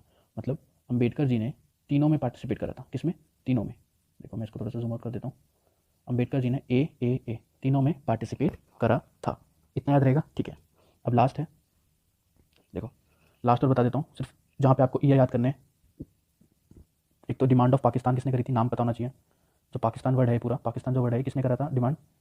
इकबाल ने, IQBL, इकबाल ने। अब आता है अगस्त ऑफर। इसके बाद अगस्त ऑफर का ईयर याद होना चाहिए 1940। सीधा क्वेश्चन आता है, सिर्फ ईयर याद करवा रहा हूँ इस वाली वीडियो के अंदर में, ज़्यादा कुछ नहीं। और जो मेरे को लगा कि इंपॉर्टेंट है, जो आपको याद होना चाहिए, उसके बाद आता है क्रिप्स मिशन, ये हो गया 1942। फिर लास्ट में है क्विट इंडिया मूवमेंट, ये भी 1942, ठीक है। ये ईयर याद हो गया और जो इंपॉर्टेंट है बस इतना ही है। इतनी ही आपकी हिस्ट्री है जो इंपॉर्टेंट है और जो आपको याद होनी भी चाहिए, ठीक है। एक लास्ट क्वेश्चन है, अगर आपसे ये क्वेश्चन आ जाता है कि जो माउंट बेटन है, माउंट बेटन, और एक आपने नाम सुना होगा राजा गोपालचारी, राजा गोपालचारी। अब मेरे को एक चीज़ क्वेश्चन पूछना है आपसे कि माउंट बेटन, अगर ये क्वेश्चन आता है कि लास्ट वाइसरॉय कौन था, तो आंसर क्या हो जाएगा? माउंट बेटन थे। और अगर ये आ जाए first governor general of independent, ये वर्ड बहुत इंपॉर्टेंट है, इंडिपेंडेंट इंडिया के पहले गवर्नर जनरल कौन थे, तो ये आ जाएगा। और अगर ये आ जाए सेकंड, सेम ये लाइन पूरी उठा के यहाँ पे छाप दो, second governor general of independent India, तो राजा गोपालचारी। इंपॉर्टेंट है इसलिए बता रहा हूँ, आएगा ये क्वेश्चन भी आ रखा है एक बार एफकेट के अंदर, ठीक है। तो मैंने कहा सारी इंपॉर्टेंट चीज़ बता दी। देखो इन डेप्थ तो नहीं पढ़ाया, लेकिन इंपॉर्टेंट पढ़ाया, सब कुछ इंपॉर्टेंट रिवीजन टाइप करवाया, ठीक है। तो एक बार इस वीडियो को देखना और शॉर्ट नोट्स बना लेना। शॉर्ट मतलब एक पेज के ऊपर, ये सब एक पेज के ऊपर आ जाता है। फिर से बताऊँ स्टार्टिंग से, देखो एक बार मैं पूरा रिवाइज करवा रहा हूँ। आँख बंद करके सिर्फ देखना और अपनी कॉपी के अंदर लिखते चले जाना। पहले क्या पढ़ाया मैंने? PBDF CS वाले MS करते हैं। उसके बाद मैंने क्या पढ़ाया था? बैटल ऑफ प्लासी कब हुआ और बक्सर कब हुआ? 1757 और 1764। उसके बाद ये टेबल बनाई थी 733, 833 और 853, इस तरीके से टेबल बनाई थी। उसके बाद क्या था? गवर्नर जनरल ऑफ बंगाल, यहाँ पे गवर्नर जनरल ऑफ इंडिया। उसके बाद क्या था? वाइसरॉय। पहला कौन था? विलियम हेस्टिंग, विलियम बेंटिक और लॉर्ड कैनिंग। याद है ये टेबल? उसके बाद क्या बताया था मैंने? कॉर्नवालिस ने क्या चीज़ करवाई और बेंटिक ने क्या चीज़ करवाई और डलहौजी ने क्या चीज़ करवाई। इंपॉर्टेंट। उसके बाद मैंने सारे समाज बताए थे आपको, ठीक है। इसी तरीके से आपको एक पेज के अंदर पूरा इस तरीके से एक A4 साइज़ के पेपर में अगर आप करना चाहें तो आ सकता है।